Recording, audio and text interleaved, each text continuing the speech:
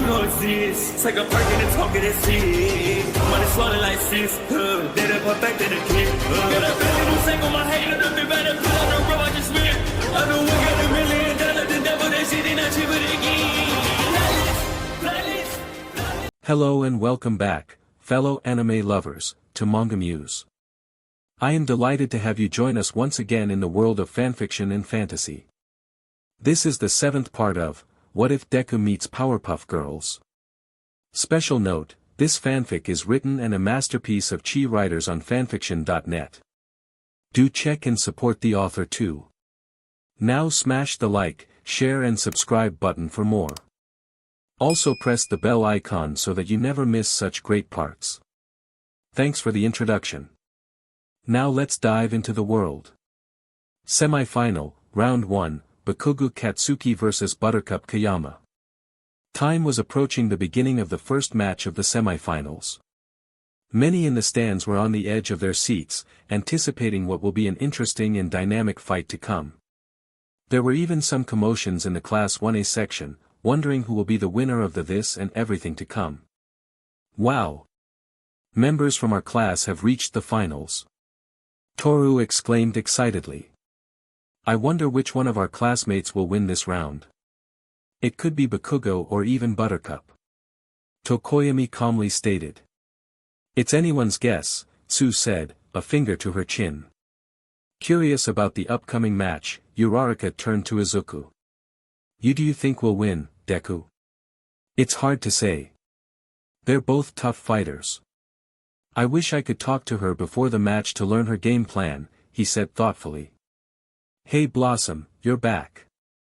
At Kirishima's words, they all turned to see Blossom and Bubbles approaching, the latter sitting next to Koda and the former sat on the seat next to Izuku.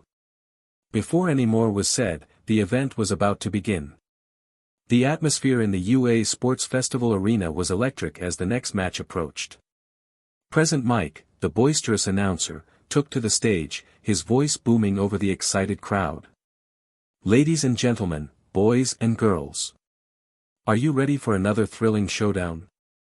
The crowd erupted into cheers. Get ready to witness the clash of titans as two fierce competitors go head-to-head in a battle of strength, speed, and skill. As Present Mike introduced the next contenders, Buttercup Kayama and Bakugou Katsuki. Buttercup stood tall and confident, her eyes fixed on her opponent, while Bakugou exuded his trademark intensity, ready to unleash his explosive power. I hope you're going to give me a worthwhile match, princess. Bakugou said dismissively. Buttercup felt a surge of irritation at the insult, but she maintained her composure. Let's just get this over with, she retorted coolly. Begin. Take this. Bakugou dashed forward, sending an explosive strike at her. Buttercup wasted no time in springing into action. She darted around the arena with lightning speed, evading Bakugou's explosive blasts with ease. Bakugou realized this with a scowl. Get back here, B. Setting off explosives to catch up to her target. But amidst the chaos of the battle, murmurs began to spread through the crowd. What's she doing? Is she just running away? One spectator remarked, skepticism in their voice. Another chimed in, she's not even trying to fight back. Is she scared or something? Wasn't it that same girl who bad-mouthed us? Someone mentioned. You're right. A random hero said. Maybe she was all talk and no game in the end. He loudly proclaimed. Buttercup heard the BS comments rising up. It caused her to get momentarily distracted that she did her best to evade the blasts with lightning-fast reflexes, but a few lucky shots grazed her, leaving scorch marks on her uniform. Bakugou smirked madly at the sight, fueling his determination to crush his opponent. Not so tough are ya? Unleashing countless more blasts that shook the field around her. Many of Class 1A were watching this match with different thoughts going through her head. Yo, why do you think Buttercup is not attacking? Jairu asked curiously. Yeah, hasn't she been up in Bakugou's grill since the start of the year? I would think that she wanted to battle him. Kaminari commented. She must be strategizing. Izuku said out loud, that it caught the attentions of his friends. I would suppose that this is one of the rare moments that she thinks with her head and not her fists. Ida spoke bluntly, as he adjusted his glasses. Uraraka giggled a bit, maybe, but she should really start fighting back. Bakugou is not one to play around. She said. I wouldn't worry about it. She's just buying her time. Blossom said calmly, and it made some of her classmates wonder as they paid closely to the match. Meanwhile, Bakugou grew increasingly frustrated by Buttercup's evasive maneuvers. Stop running, you coward. Fight me like a real hero.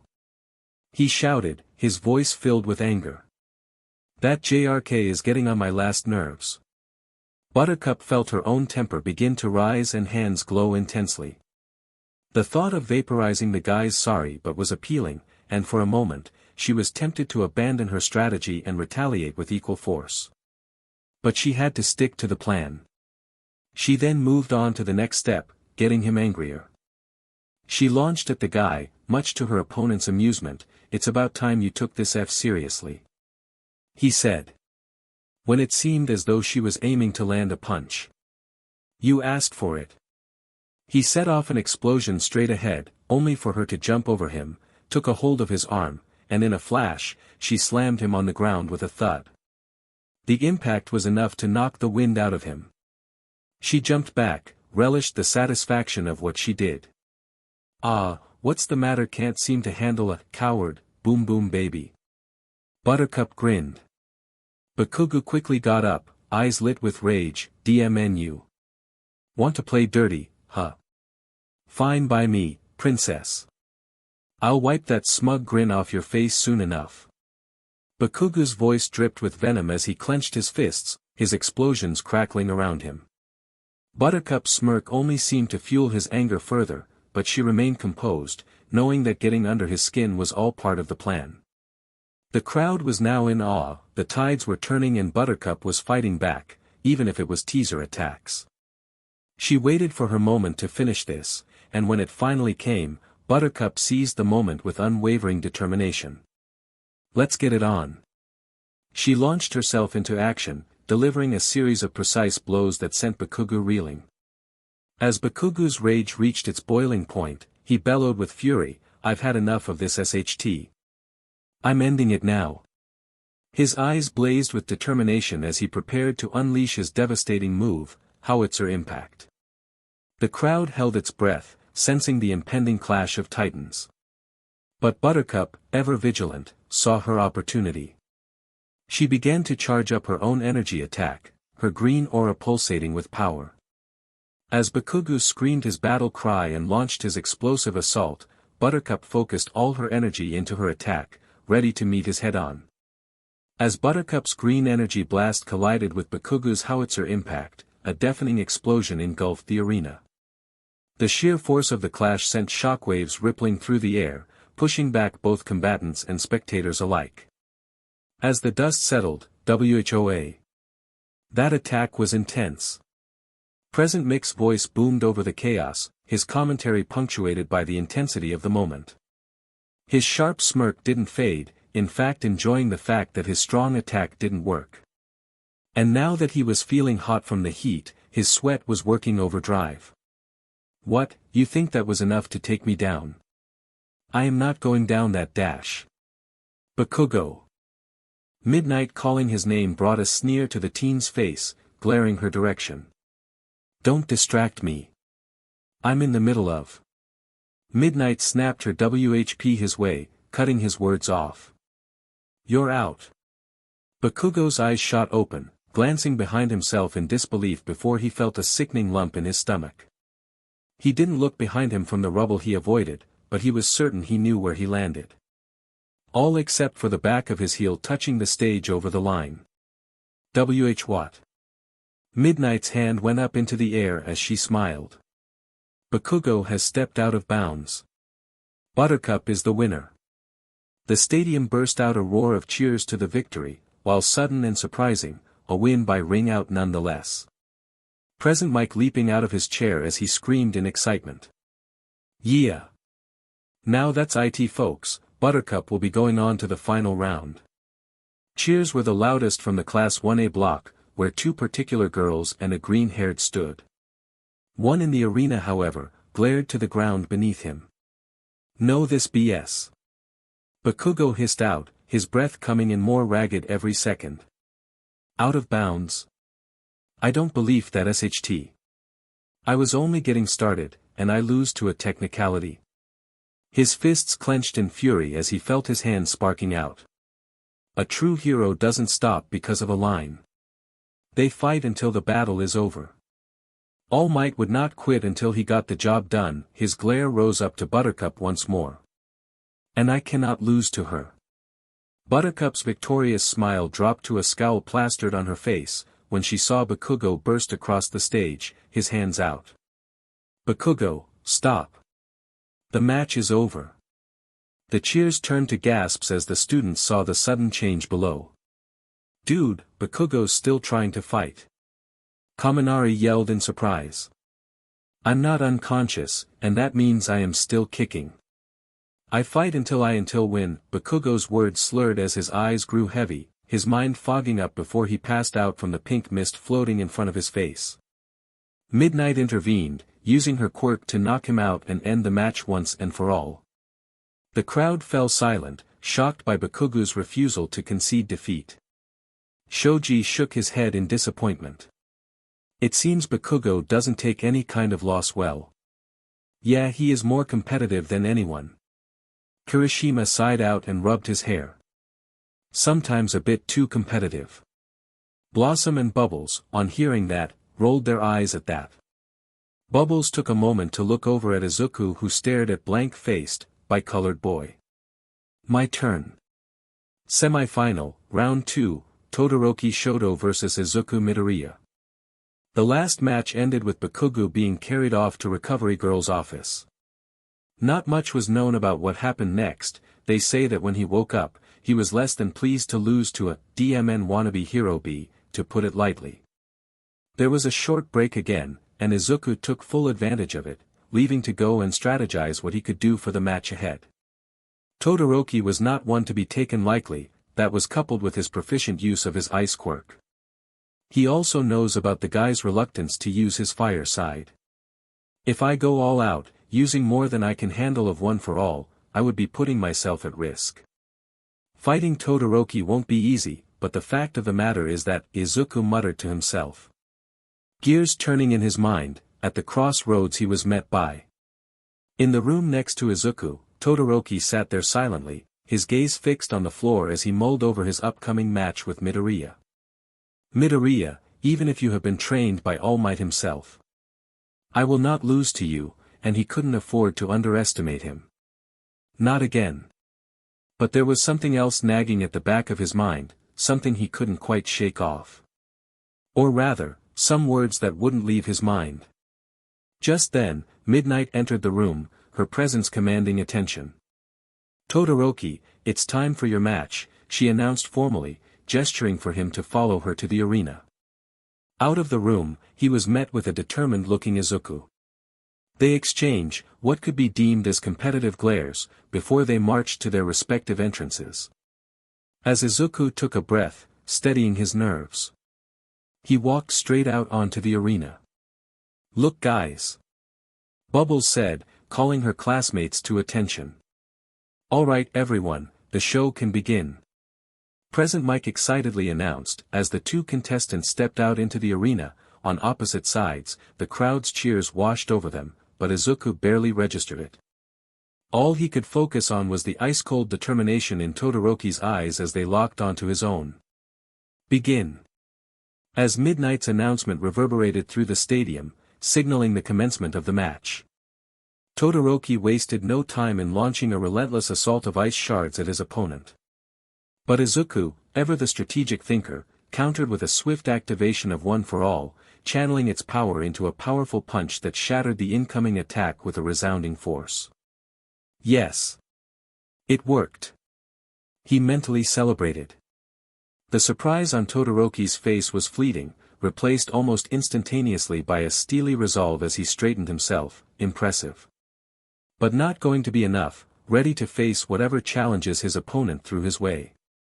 And challenges came aplenty as Izuku, drawing upon his extensive training and tactical prowess, unleashed a flurry of moves designed to test the limits of Todoroki's abilities. The battlefield became a whirlwind of motion as Izuku incorporated a variety of techniques, including using his powers to increase his durability, agility, strength and speed, proving each move executed with precision and finesse. But Todoroki proved to be a formidable adversary, evading and countering Izuku's attacks with a calculated grace that belied his inner turmoil. "What's this? Just looking to play games?" Todoroki glared at his opponent, sending a barrage of ice shards his way. "Not at all," Izuku replied. He distributed the power, he raised his feet, and with a slam, sends out a shockwave. It was enough to shake the other's attack, causing it to lose speed and fall apart. "Wow. Izuku seems to be in the zone, huh?" Bubbles commented. "Yeah." Koda meekly agreed. "In the zone. He is killing it," Buttercup acknowledged with a shout. As the battle raged on, Todoroki's composure began to waver, his frustration bubbling to the surface in a torrent of biting remarks directed at Izuku's perceived reliance on cheap tactics. But Izuku, undeterred by his opponent's taunts, pressed forward with unwavering resolve, his conviction unwavering in the face of adversity. "You think you can win with these cheap tricks, Midoriya?" Todoroki sneered, his voice dripping with disdain. Izuku swiftly raised his arms to block another barrage of ice shards, using his forearms and elbows to deflect the blows. "It's not about winning with tricks," he replied, his tone steady despite the intensity of the battle. "It's about using every tool at my disposal to overcome any obstacle." Todoroki's eyes narrowed, his frustration growing palpable. "You talk a big game, but you're just like all the others," he retorted, launching another wave of attacks. "Treating this like a joke." Izuku gritted his teeth as he deflected the incoming ice. With a quick step to the side, he narrowly avoided a particularly sharp shard aimed at his head. "I may not have your power, Todoroki, but I'll never back down from a challenge," he shot back, determination flashing in his eyes. Amidst the chaos of battle, Izuku seized upon the opportunity to confront Todoroki about his reluctance to unleash his full power, a topic that had plagued their interactions throughout the festival. The two opponents continued to trade blows, each exchange fueled by their own inner struggles and convictions. Izuku's relentless assault pushed Todoroki to his limits, while Todoroki's refusal to use his full power only fueled Izuku's determination to break through his defenses. "You're holding back, Todoroki," Izuku shouted, his voice echoing through the arena. "You're afraid to face your own strength because you're afraid of becoming like your father." Todoroki's expression hardened, a flicker of anger crossing his features. "You don't know anything about me, Midoriya," he spat, his voice tinged with anger. "I won't let you or anyone else dictate how I use my power." He shot icicle spears. Izuku shot another controlled shockwave to cancel it out. With each strike and parry, Izuku pushed Todoroki to confront the shadows that haunted him, to break free from the shackles of his past and embrace the full extent of his potential. But Todoroki, stubborn and proud, remained steadfast in his refusal to yield to Izuku's demands, delivering a speech reminiscent of the one he had given in the canon. His words echoed with a haunting familiarity, a reflection of the inner turmoil that raged within him, threatening to consume him whole. Despite the intensity of their confrontation, blows were exchanged, each strike leaving its mark upon the combatants. Izuku's frustration reached a boiling point as he accused Todoroki of dishonoring their match with his half-hearted efforts, his words striking a chord within the bicolored prodigy. In the stands, Blossom watched with bated breath, her thoughts mirroring the concern etched upon her face. "He is still not listening to himself," she mused, her gaze fixed upon Todoroki's resolute form as he battled against the demons that plagued him. As the battle reached its zenith, both combatants stood on the precipice of exhaustion, their bodies battered and bruised from the intensity of their clash. Izuku's voice rang out above the din of battle, a cry of defiance against the shadows that threatened to engulf them both. "You are not your father. Stop hiding in his shadow. Izuku's words cut through the air like a blade, striking a chord within Todoroki's fractured soul. Memories of his past battles, of his mother's words and his father's legacy, flooded his mind, threatening to overwhelm him. But amidst the chaos, amidst the echoes of his past, he could not forget the words that were whispered to him in battle. "You're not your father, Todoroki. Don't let his shadow consume you. Your power is yours to wield, not his. Your mother wouldn't want you to deny who you are." Blossom's voice echoed within Todoroki's mind. "But you won't be healed if that shadow continues to consume you." Those words, as if it broke down his resolve. It was enough to unlock the cage gates that had been set up, to trap away that which he had hated for so long. With a newfound sense of purpose, Todoroki unleashed his flames in a dazzling display of power, catching Izuku off guard with the intensity of his assault. "You wanted to face my flames? Then here. Let me prove to you that I am in no one's shadow." Todoroki's voice boomed with authority as he unleashed a combination of barrage of ice and a blast of fire, reminiscent of the infernos that had consumed his childhood, pouring forth, until they soon overlapped. "Yes, Shoto." The audience attention was drawn over to see Todoroki's father, who seems to be reveling in what's to come. "You have finally accepted your purpose." "Good, that's perfect." A sinister smile plastered on his face, as he marched down the stairs, getting closer so his voice should reach his son. "This is the dawn of a new era for us. You will indeed be my masterpiece, my blood following through your veins. A symbol of that which will be greater than ever before." Many were confused by the man's rant, while some did not like the intent behind those words. "Something tells me, that guy is going to be trouble in the future." Buttercup noted. Her sisters could not help but agree to the statement. Reacting with lightning reflexes, Izuku activated 9% of One for All, channeling its power into a desperate attempt to withstand Todoroki's onslaught. But the clash of this powers proved overwhelming, sending shockwaves rippling through the arena. Amidst the tumultuous blast of unhinged power, the audience was swept up in a whirlwind of emotions. "Whoa, those flames are insane." Kaminari's voice rang out in astonishment, his words barely audible over the din of the crowd. And Izuku facing that head-on. "That's crazy." Siro's eyes widened, before he had to shield them, due to the backlash of the opposing powers. All Might, his usual confidence momentarily faltering, watched with a mixture of concern and admiration. Todoroki's flames. They're powerful beyond belief. But young Midoriya, was this plan to get him to get Todoroki to use his flames? As the dust settled and the echoes of their battle faded into silence. "What happened just now? What the heck is up with your students?" Present Mike said. He was literally knocked off his seat by the sheer sound of the shockwave. The air around the ring had been thoroughly cooled down and then rapidly expanded when heated up. Aizawa spoke calmly. "What? That's insane. Talk about a science lesson gone wrong. I wonder who won though?" Present Mike inquired, looking down at the stage.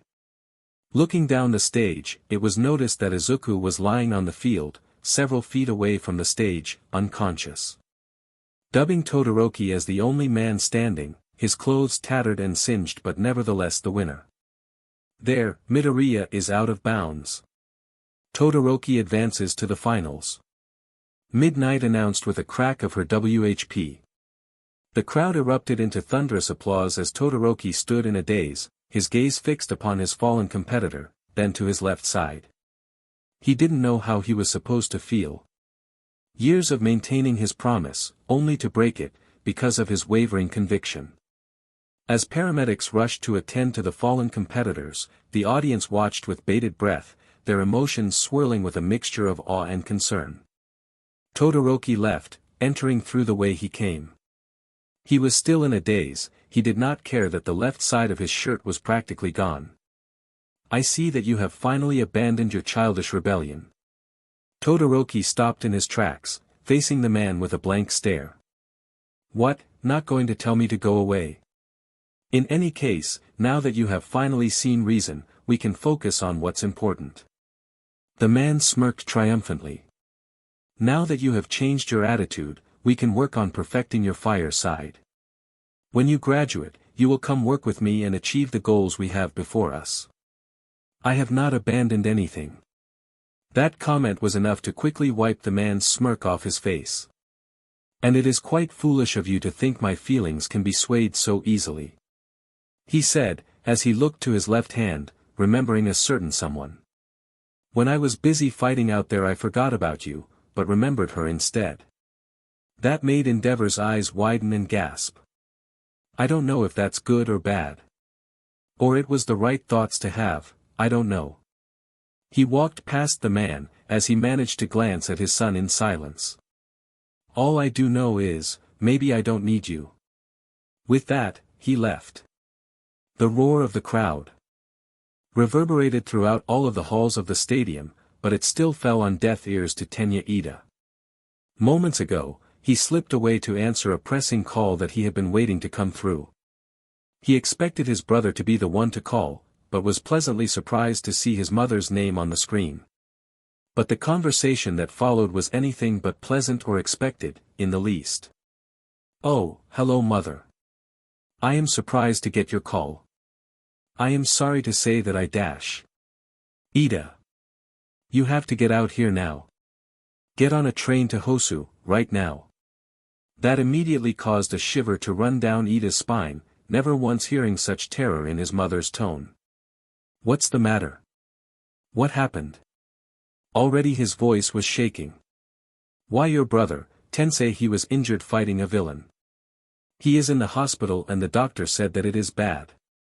Please, when you can, come over. That was all Ida heard, before the call dropped and he was left in utter shock and disbelief. His mind was working at 1,000 miles a second, and even at that, he could not make sense of what could have happened to his older brother. An hour earlier. Come on buddy, stay with us.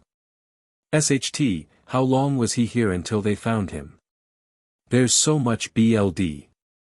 The two paramedics scrambled as they lifted Tensei's still body off the ground and onto the stretcher, their eyes wide by the large pool of BLD beneath his armor. SHT, we have a deep laceration to his back.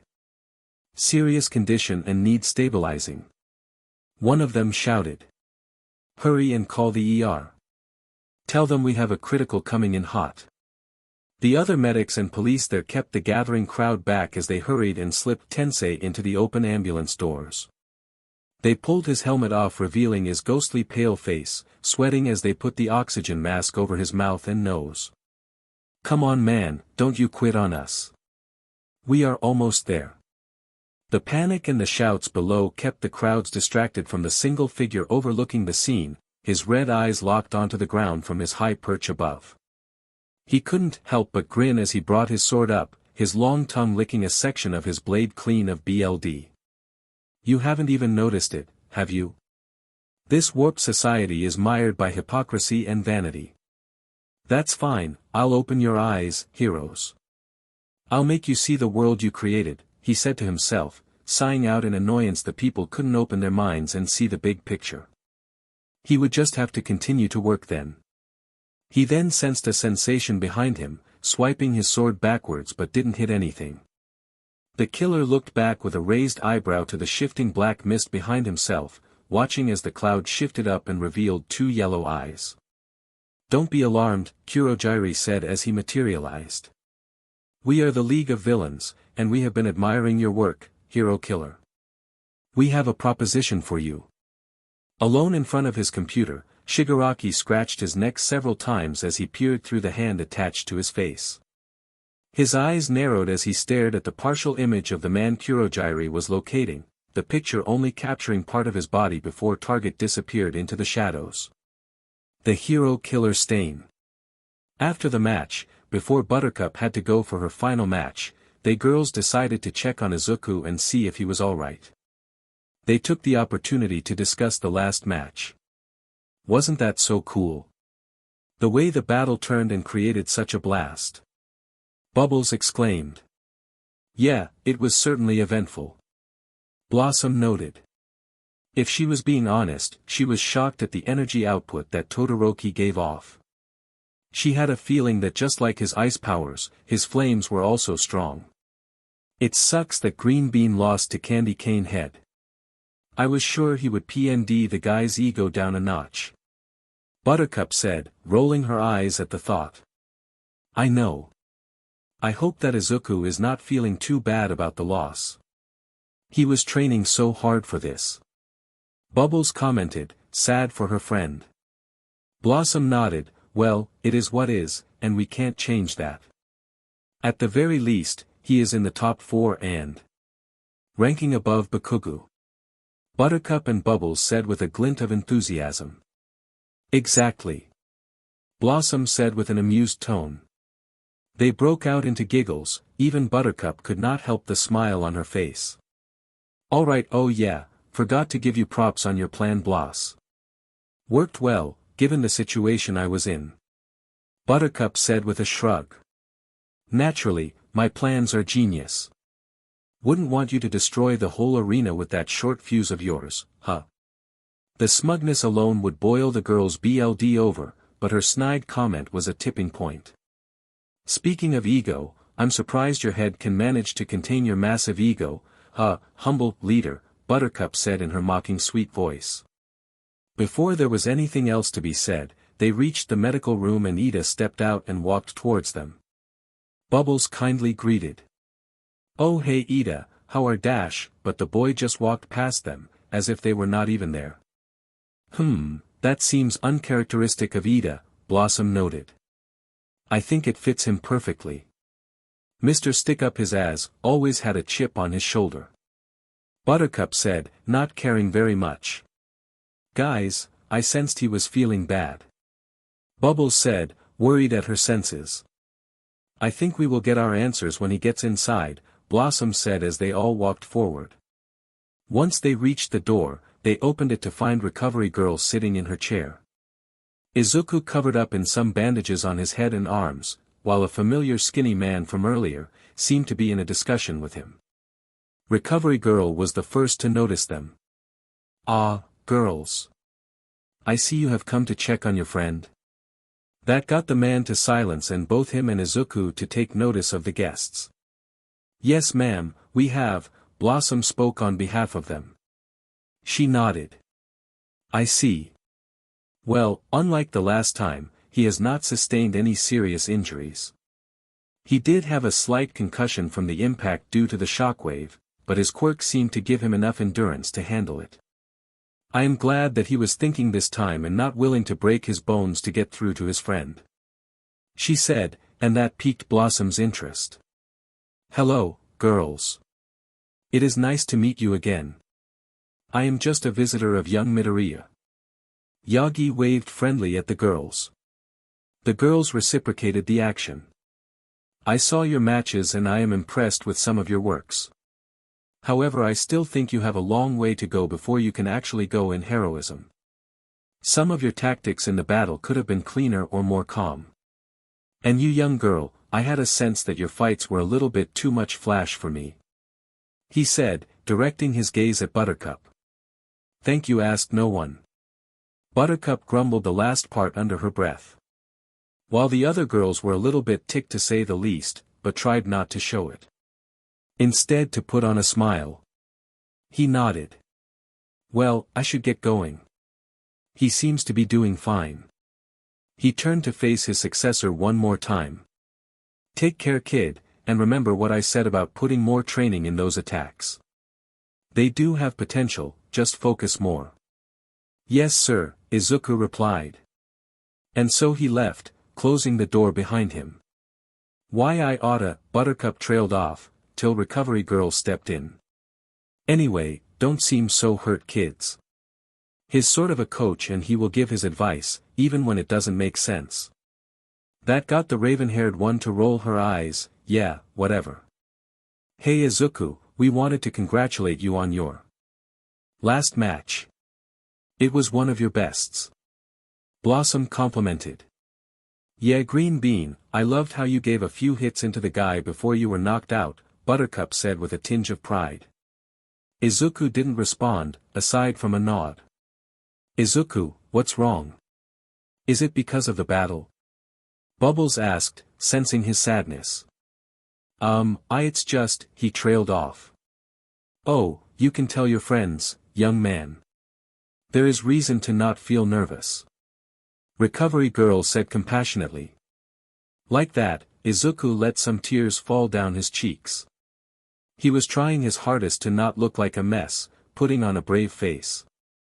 Yo man, what's the big deal? Buttercup asked, confused at the waterworks. Bubbles went up to him and placed a comforting hand on his shoulder, and as if a calming effect had washed over him. Just tell us Izuku, we're your friends. Bubbles reassured him. He looked up at her and then the others, calming down.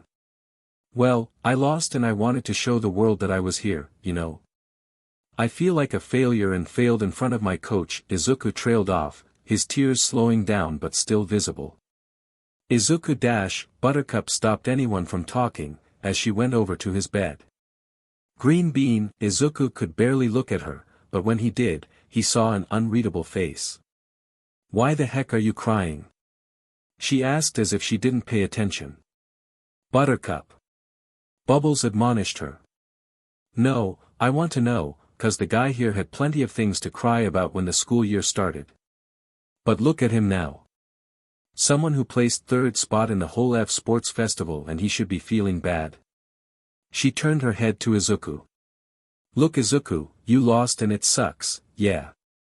But you should be proud of yourself, like geez pal. You trained and fought hard to get here. Stop downplaying your achievements and get the F up. There are many more chances to kick some ass and scream your name to those stuffy hero jerks. Not talking about you granny. I would certainly hope not. Recovery Girl warned. Look, of course, not everyone is as awesome as me to reach the finals, Buttercup added. Seriously, this is the same girl who talked about my ego? Blossom mentally groaned. You did awesome, pal. So don't go crying on me, or else the next training session, I will give you something to cry about. She said with a smirk that proved she wasn't lying. Izuku heard everything she said and he could only mentally slap himself. He was doubting himself and downplaying his achievements, like crossing second place at the race, gathering one of the top 2 positions in the game of Capture the Flags, and now he came in third place out of 1,000 contestants here at Sports Festival. Why shouldn't he be proud? He looked her in the eye. You're right Buttercup. I shouldn't be too sad about it. He began to wipe his tears. It is still a long path till I become the hero I want to be. But as of now, I am growing and making progress with each step I take. He said with a determined smile on his face. She nodded. That's more like it. Bubbles and Blossom looked at each other and smiled. Wow Buttercup, you really in touch with your sensitive side. Bubbles openly teased. A ticked sound came from the girl in question. Shut up. Sensitivity is not my thing. And yet, you play it so well, Blossom said with a smirk. Buttercup began to crack her knuckles. Oh, it's a good thing we are in the medical room if you ladies want to go. She glared at them. All right, that's enough. I do not want any roughhousing in my office. You may now leave, your friend will be all right after a short rest, plenty of time before your match. Recovery Girl explained. OSHT. Thinking that, Buttercup almost forgot about it. I gotta get my ass over there. Just like that, she ran out of the medical office, without a word. Izuku was in a daze at what had happened. Blossom sighed, Buttercup, that girl is sometimes impossible to deal with. Let's just hope that Todoroki doesn't give her any trouble. Bubbles said. Yeah, for his sake, Blossom added with a small smile. But then she looked at Izuku again. I hope that Buttercup's choice of words didn't hurt you too badly. Oh. No, I am glad she said that. She was right. I should be happy with myself. I'll just get stronger and win the next competition that comes around. Izuku said, his eyes full of determination. Blossom giggled. Buttercup and right in the same sentence. Yeah, she will have the biggest ego if you tell her that. She said with a shake of her head. That got some giggles from Bubbles and a soft chuckle from Recovery Girl. Before you knew it, Izuku was smiling softly with them all. Yeah. I will get stronger. He thought to himself. Oh Izuku, there is something we wanted to ask you, Blossom said the question on her tongue. Buttercup was running with one thought across to mind. Flashy. Oh, I will show you all flashy. She said as she had a devilish grin on her face. Finals, Todoroki Shoto vs Buttercup Kayama. Alright folks, it's almost the end of the sports festival and this will be the final round. Present Mike announced, excitement pouring out from his voice. The crowd roared in the background, at the long-awaited anticipation of the day. Everyone was on the edge of their seats, waiting for what was to be a battle to end all battles. Go Buttercup! You got this! Bubbles cheered, dressed in a UA cheer suit. It was an orange sleeveless top and short skirt, a pair of shorts to wear underneath the skirt. It had the school initials on the chest and green outlines. She wore a matching choker, a pair of socks, and 2 pom-poms. Her pigtails had orange ribbons tying them up. Bubbles, where did you get that outfit? Blossom asked baffled. Oh, I got it as a souvenir from the gift shop. What do you think, isn't it cute? She twirled around happily. She was about to say something, when her eyes caught the pervy looks from her classmates, more precisely the males. Kaminari and Zero were shamelessly looking at her sister in her outfit. Her protective sister side kicked in. Without missing a beat, she snapped the chairs below them and came falling below with a thud. She turned to her sister. It looks really cute, Bubbles. She said with a small smile. Right then, Izuku came over. Oh, Izuku. You're okay? Uraraka asked. He nodded. I sure am. He took a second to wave at Blossom and Bubbles, who reciprocated with waves of their own. We've got 2 super competitors for you. From Hero Course Class 1A, the Ice and Fire Prodigy, Todoroki Shoto. The crowd erupted into cheers as Todoroki stepped into the arena, his demeanor calm and focused, ice crackling around his right side. Right. This is it. He said coolly. And his opponent, the strong, fierce young heroine, Buttercup Kayama. Another wave of excitement swept through the stadium as Buttercup entered, cracking her knuckles, her confidence shining through her grin. Oh, this is going to be fun. She said amused. Both of these young heroes have shown incredible skill and determination throughout the tournament, but only one can emerge victorious. Who will it be? Let's find out. Present Mick's voice boomed through the arena as the final showdown began. Are both of you ready? Midnight questioned both of them, looking between the 2 finalists. Yes, Miss Midnight. Todoroki nodded as he prepared for the match. Ice started forming on his right arm. You betcha. Buttercup already knew how to get this party started. Final round, begin the match. Midnight cracked her WHP and both Todoroki and Buttercup sprang into action as the crowd roared in excitement.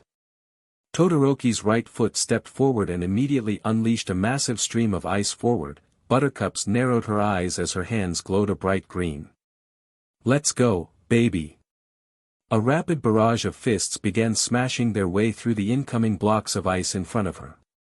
The black-haired teen was laser-focused as she chipped away the forming glacier of ice. People could not believe that the girl in the arena was basically fighting against an element and winning. But a few minutes in she was engulfed by a wall of ice almost the size of the one he unleashed on Zero and Blossom earlier, the crowd going silent as the ice fortress stopped moving and engulfed half of the stage. Many heroes were amazed by the enormous display of power no matter how many times they had seen it, now more impressed than shocked like before. For a single moment they honestly thought this match was over just like the fight with Zero. That was until they heard the deep blasts. Then heard it again, and again. Each time getting louder. What is that? Sue croaked out as she eyed the rumbling ice, no one else answering as they knew who was causing the shaking. A moment later, the audience and class gasped out as a bright green flash erupted from the bottom of the ice mountain and blew out a large chunk of the glacier. Ciro's eyes widened as he looked at the smirking Buttercup walking out from the tunnel she just formed. Whoa, she just dug his way through there like some crazy mole girl. Wow, Buttercup just tanked Todoroki's largest ice attack, and this match just started. Mike yelled in excitement. Todoroki glared in annoyance seeing he didn't end the match right then, the massive attack already causing a few patches of frost on his arm. Buttercup just sent her own glare as well, but not from the large attack, instead from it not having more to it. Think it was going to be that easy? Nice try, pal. Buttercup, covered in a green glow, dashed forward through the air right towards Todoroki, flying above the ground and dodging another ice attack.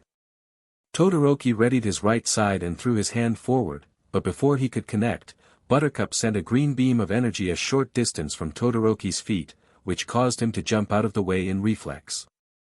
Ha ha. Make you flinch. As she circled the ring.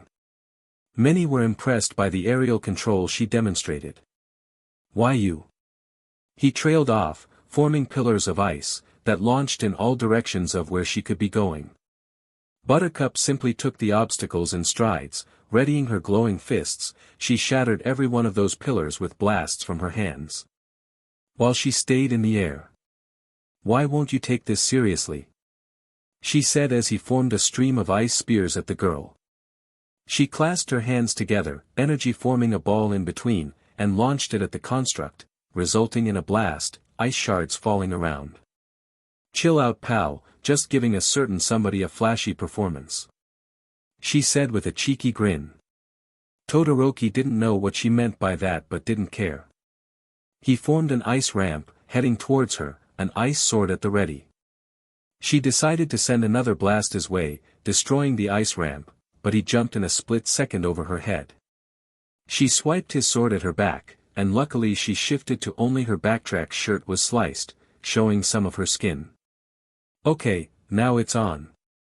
She said menacingly. The intensity of the final match between Todoroki Shoto and Buttercup Kayama reached a fever pitch as their clash escalated to new heights. The audience was captivated by the dazzling display of power and strategy unfolding before their eyes. As Buttercup deftly dodged and countered Todoroki's ice attacks with her electrifying maneuvers, the stadium erupted with cheers and gasps of amazement. Bubbles, still clad in her vibrant UA cheer uniform, couldn't help but jump and cheer wildly for her sister, her pom-poms swirling in the air with each electrifying move. Meanwhile, Izuku watched with bated breaths, his eyes glued to the action in the arena. He knew her formidable powers, but seeing Buttercup go toe-to-toe with one of UA's top students was both exhilarating and nerve-wracking. Amidst the chaos of the battle, Buttercup's determination was not swayed in the slightest. Despite the relentless barrage of ice spears and other constructs, she remained unfazed, her focus unwavering as she continued to press forward with her own offensive. Todoroki, for his part, was beginning to feel the pressure as Buttercup's relentless assault pushed him to his limits. Despite his formidable ice abilities, he found himself challenged in ways he hadn't anticipated, forced to adapt to Buttercup's unconventional fighting style. He was tempted to use his firepower, being that it was the finals and he wanted to win and prove his point, but time to bring this home, she said, as she shot up into the sky like a green rocket. What could she be doing, folks? Buttercup has ascended few meters above the stage. Present Mike announced, on the edge of his seat. What could she be planning? Blossom asked curiously. Todoroki was just as lost. Reaching a good distance, she looked down and said, "Nose dive." She fell face first down. The audience held their breath as Buttercup plummeted towards the ground, her determined expression never faltering. She unleashed a powerful surge of energy. Todoroki didn't know what to make of it, he unleashed all the might he had and created a wall of ice. She saw this and grinned. As she dove straight into the construct, her energy collided with the icy barrier, a deafening roar filled the arena, sending shockwaves rippling through the air. The ground trembled beneath their feet as the sheer force of the impact threatened to tear the stadium asunder. The audience gasped in amazement at the fact that the ice barrier was destroyed to nothing more than pieces surrounding the grounds. As the dust settled and the debris scattered, both Todoroki and Buttercup emerged from the destruction, battered but unbroken. The audience was stunned by the sheer resilience displayed by both competitors, their determination shining through despite the intense battle. Todoroki, breathing heavily, stretched out his left hand towards Buttercup. She took it as a sign of him wanting to attack, so she began to glow with her own energy, until Todoroki's strength failed him. With a sway, he collapsed onto the floor, drained both physically and mentally from the intense battle.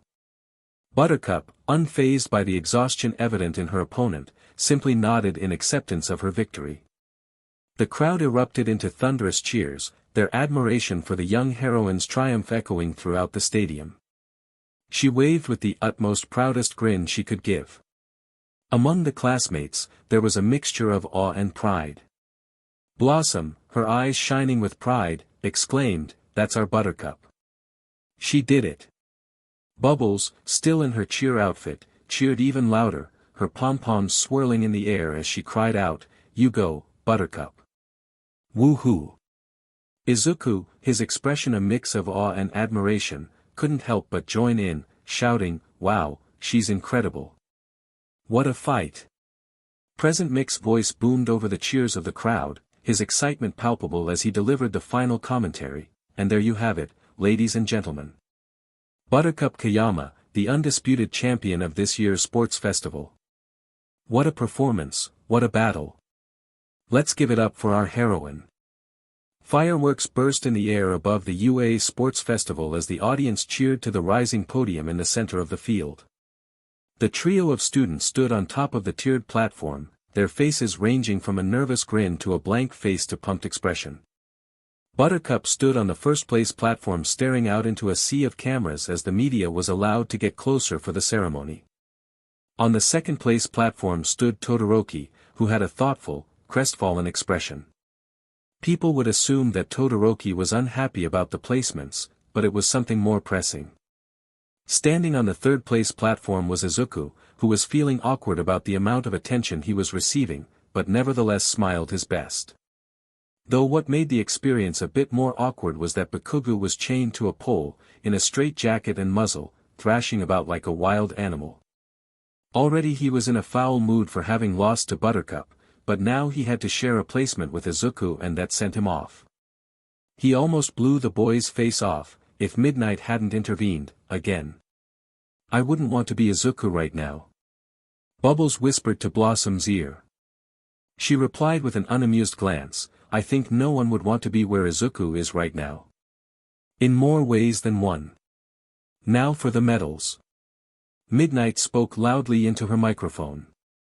"Presenting them this year is you-know-who.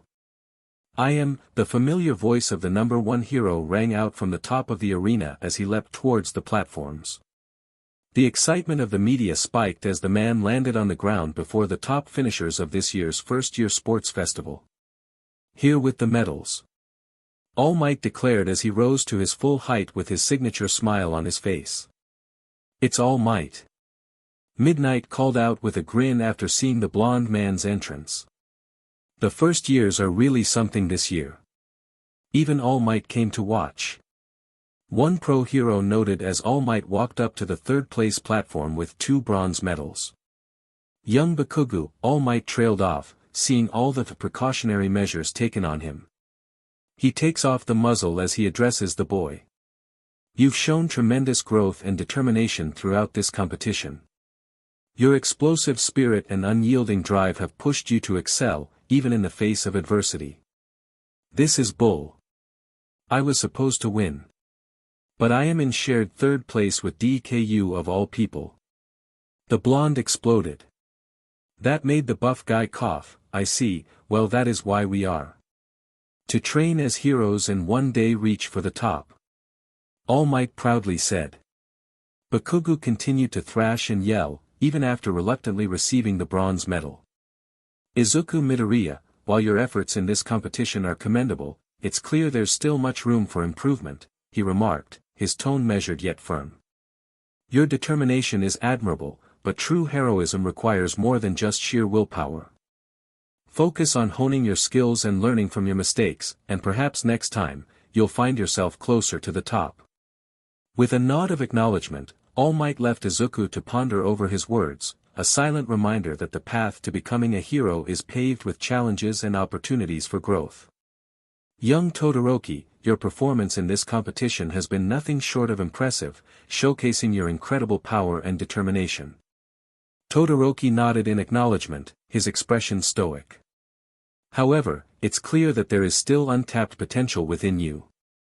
Your reliance on your quirk's icy side may have secured your placement, but true greatness lies in embracing all aspects of yourself.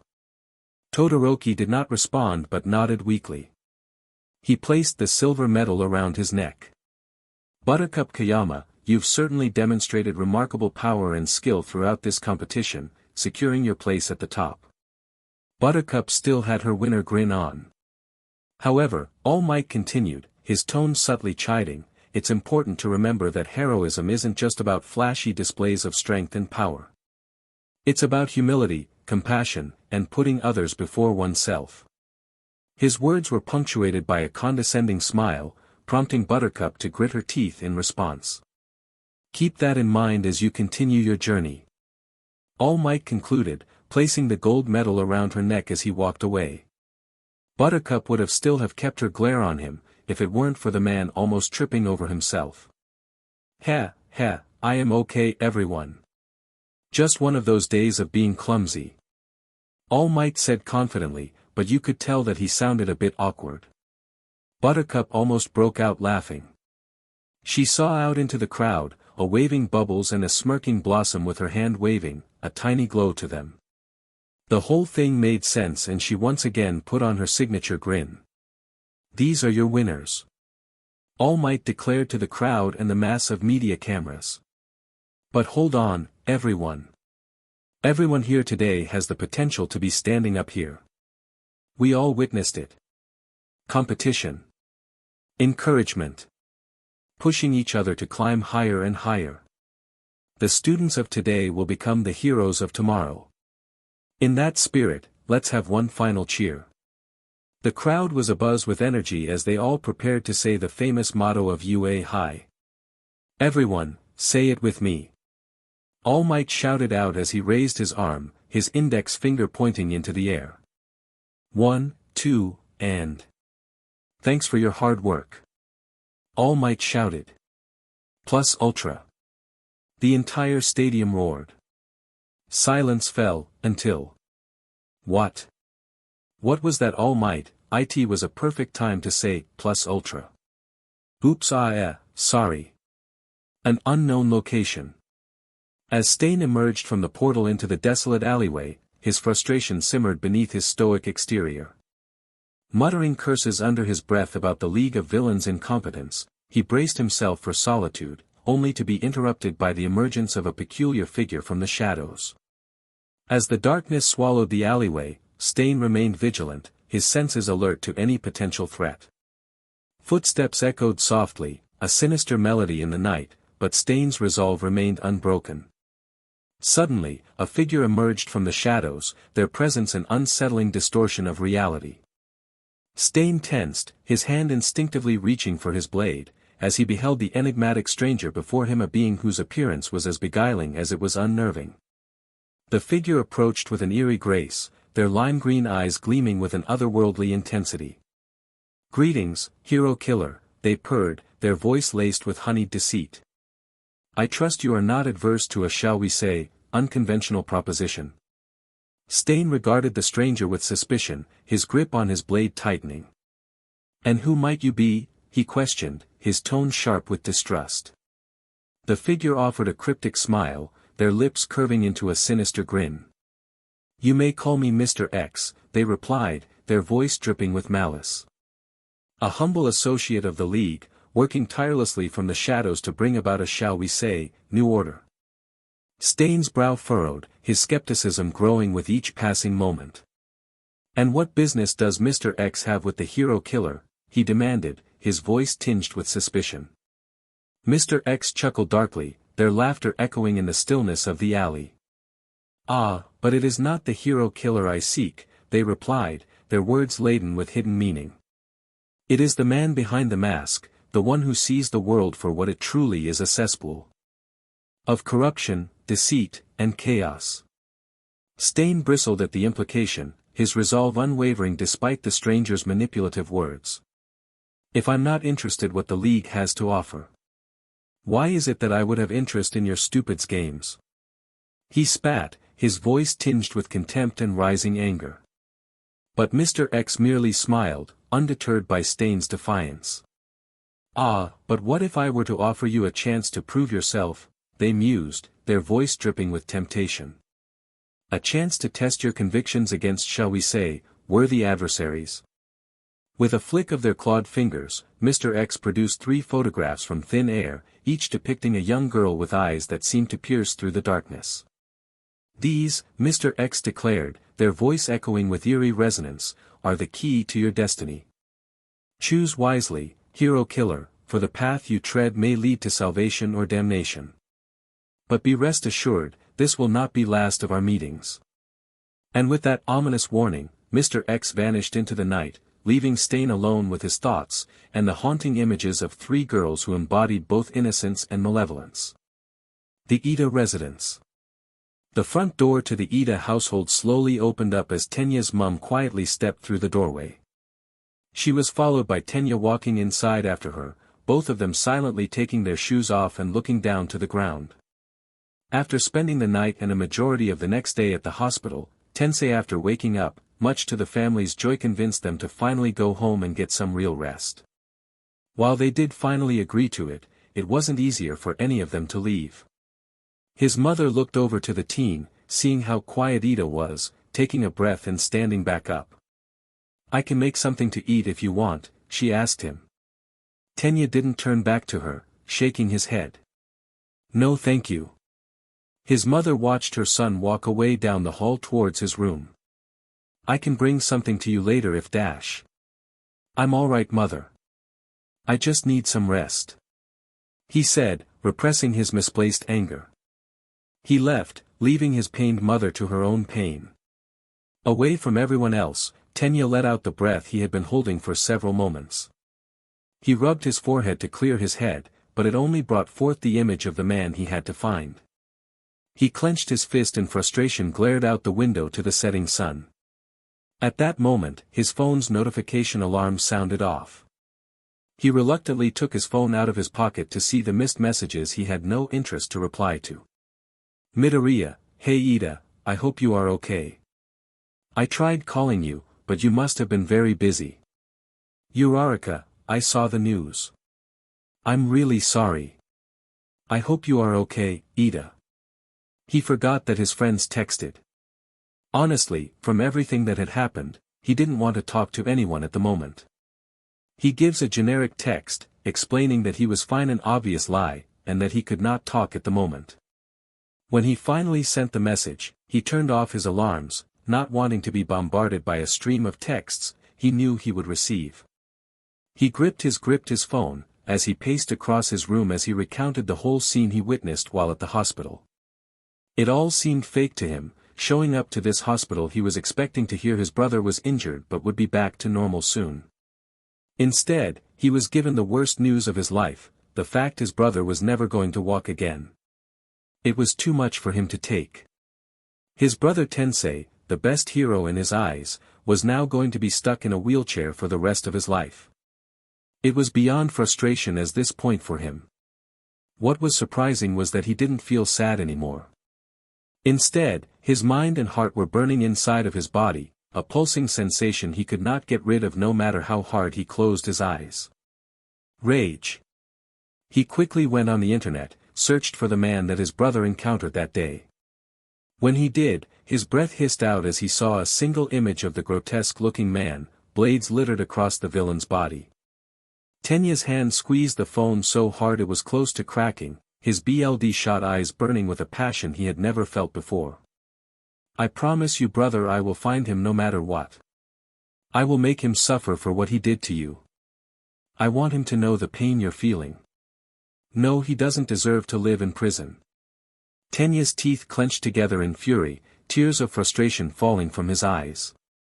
"I am going to find him and I'm going to kill him." "Wait, are you serious?" "Yes, I am." Shoto answered as he put his shoes on before leaving his house. "It's finally time I go there." His sister Fuyumi stared at him in confusion. "But why now? After all this time, what made you want to go there? And you know we are supposed to inform him if we do so." Shoto paid less mind to the questions and stared at the door for a few moments as he thought of an answer, turning back to his sister standing there. "I'll be back later." Leaving his home, Shoto walked in silence down the road towards the nearby train station.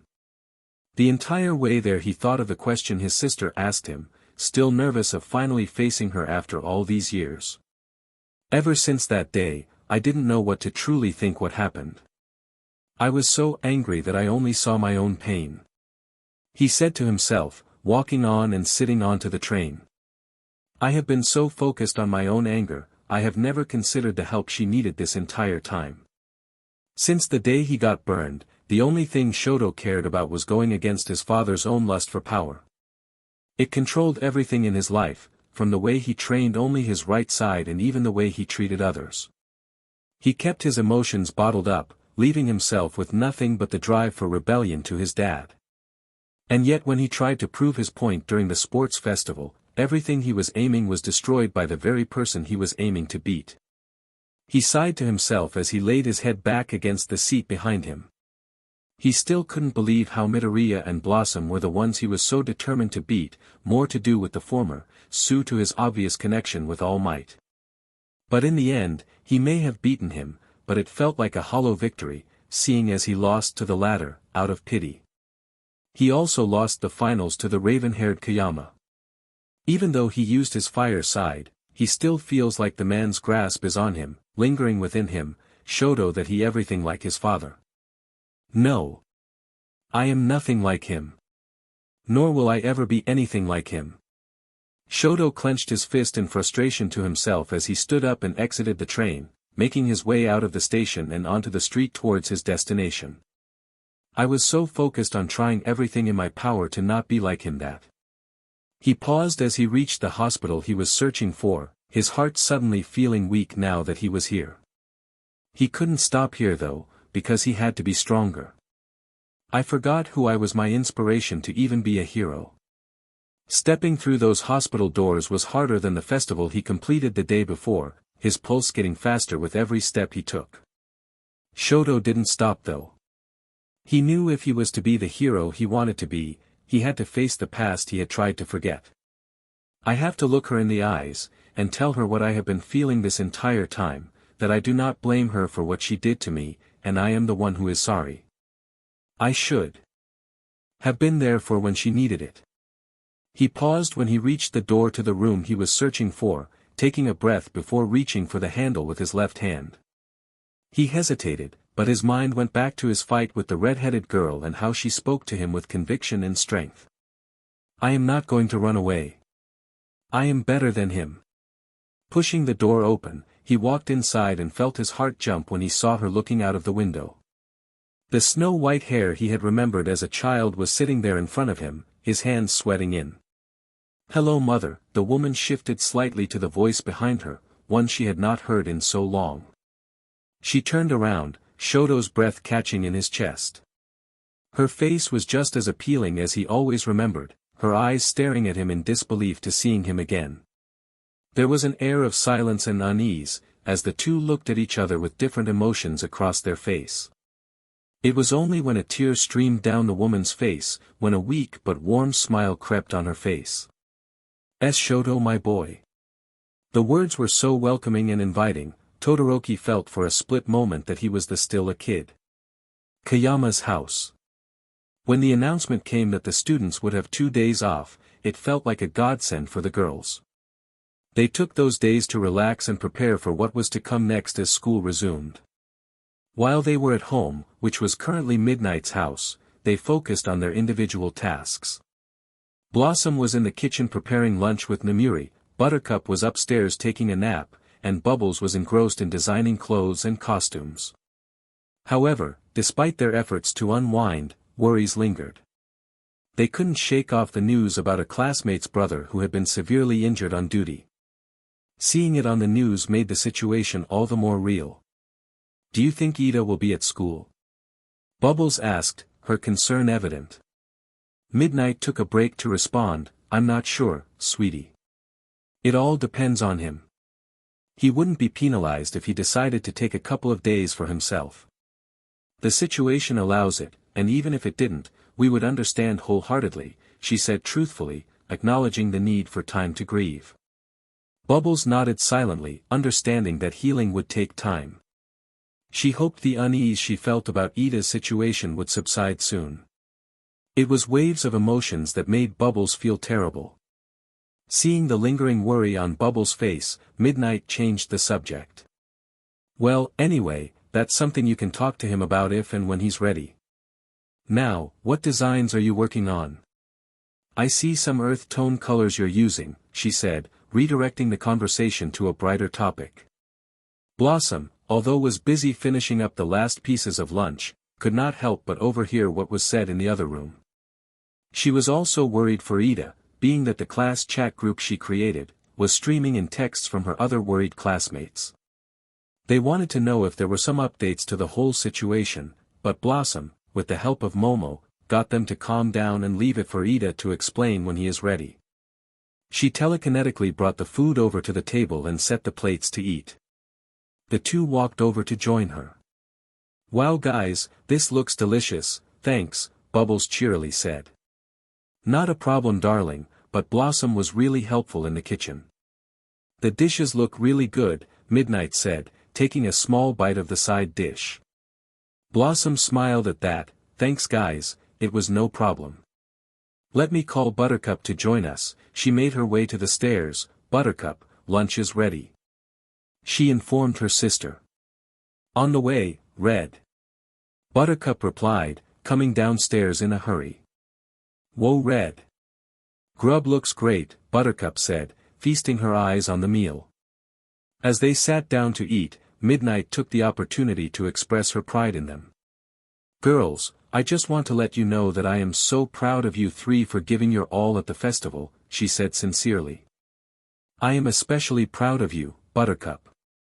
I bet some pro heroes will be keeping an eye out for each of you three."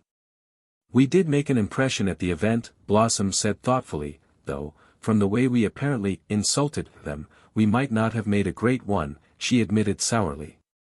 Midnight nodded in understanding. "I get that they are heroes like us, but some of their comments at the sports battles were really out of line," Bubbles interjected. "I don't understand how they could dismiss Uraraka just for being a girl. She was essentially fighting with all her strength out there." Buttercup chimed in, "Yeah. She took those blasts head on. Shoot, that final attack she did was pretty cool. I understand your feelings on the matter, girls." "I really do," Midnight sighed. "But do remember that some of the pros do not speak for the majority of us here. There were others in the crowd who did not agree with that guy's opinion. But I can agree that what he said was sexist," she said, concealing her annoyance. Pushing the topic aside, Blossom pondered aloud, "Well, pushing that aside, I wonder what we should expect tomorrow." At that, two pairs of eyes turned expectantly to the older woman, as if anticipating an answer. "Not happening, girls. You'll just have to wait like everyone else until tomorrow," Midnight said firmly, though a playful glint remained in her eyes. "It will give me a chance to unveil the little surprise." "Ugh," the two girls groaned. Blossom shrugged, "Oh well. UA." The school day arrived and unfortunately for the girls, it was pouring out. They were all rushing to get out of the rain, as fast as possible. "Have I mentioned how much I hate the rain?" Bubbles grumbled as they all stepped into the school building. Buttercup shook her hair of the water.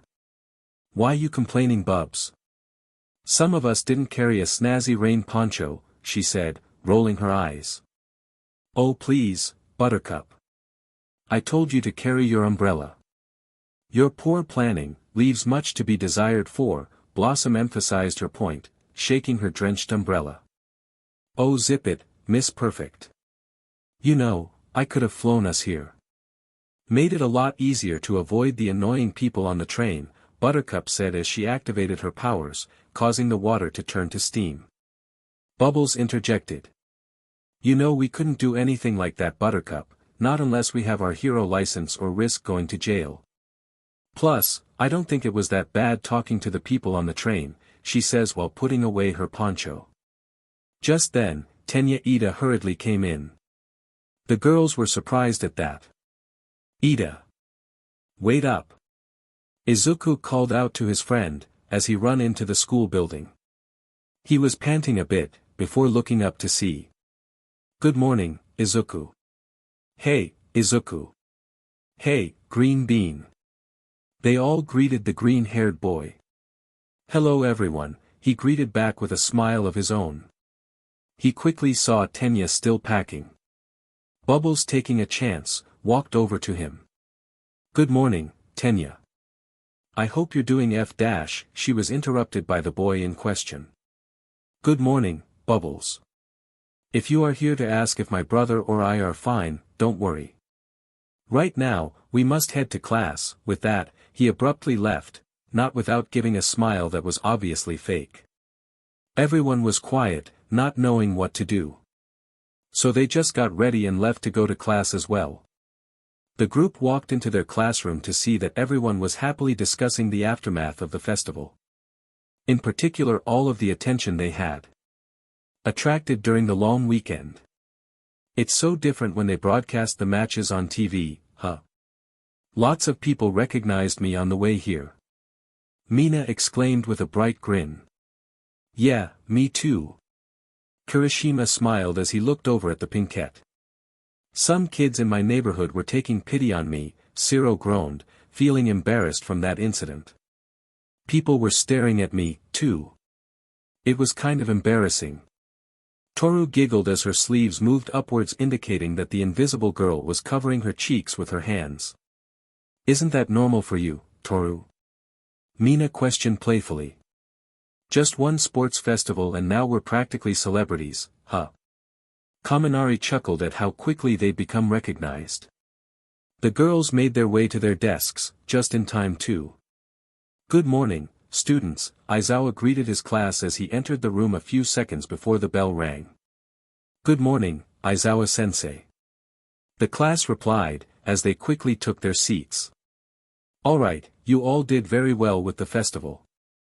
However, while the pros watching it got to see your powers, this was more than just a showing off of your abilities. This gave everyone a chance to see the flaws you all need to improve on. For instance, Aizawa turned his gaze to Bakugou. Bakugou, that temper of yours is embarrassing. If your answer to losing a match is to strike after the bell, then you have much to learn. Bakugou stomped on the ground in frustration hearing that. He gritted his teeth and clenched his fists. That was no loss, I'll prove that next time, he hissed internally. Kayama, Aizawa looked to the raven-haired girl. You won first, but while your power is impressive, don't let it go to your head. You are far from being a hero yet.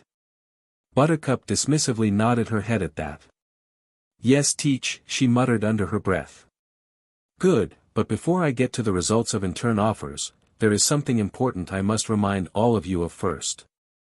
Oh, could it be a pop quiz, Kaminari nervously thought. I hope it is not a test on hero laws. ISCK at that. Kirishima inwardly cringed. They all felt the uneasiness as Aizawa stared blankly out to the class. You need code names, he dryly announced, it's time for you all to pick your hero names. Majority of the class jumped in excitement and cheers, upon hearing that. The girls were confused at first, but quickly understood what he meant.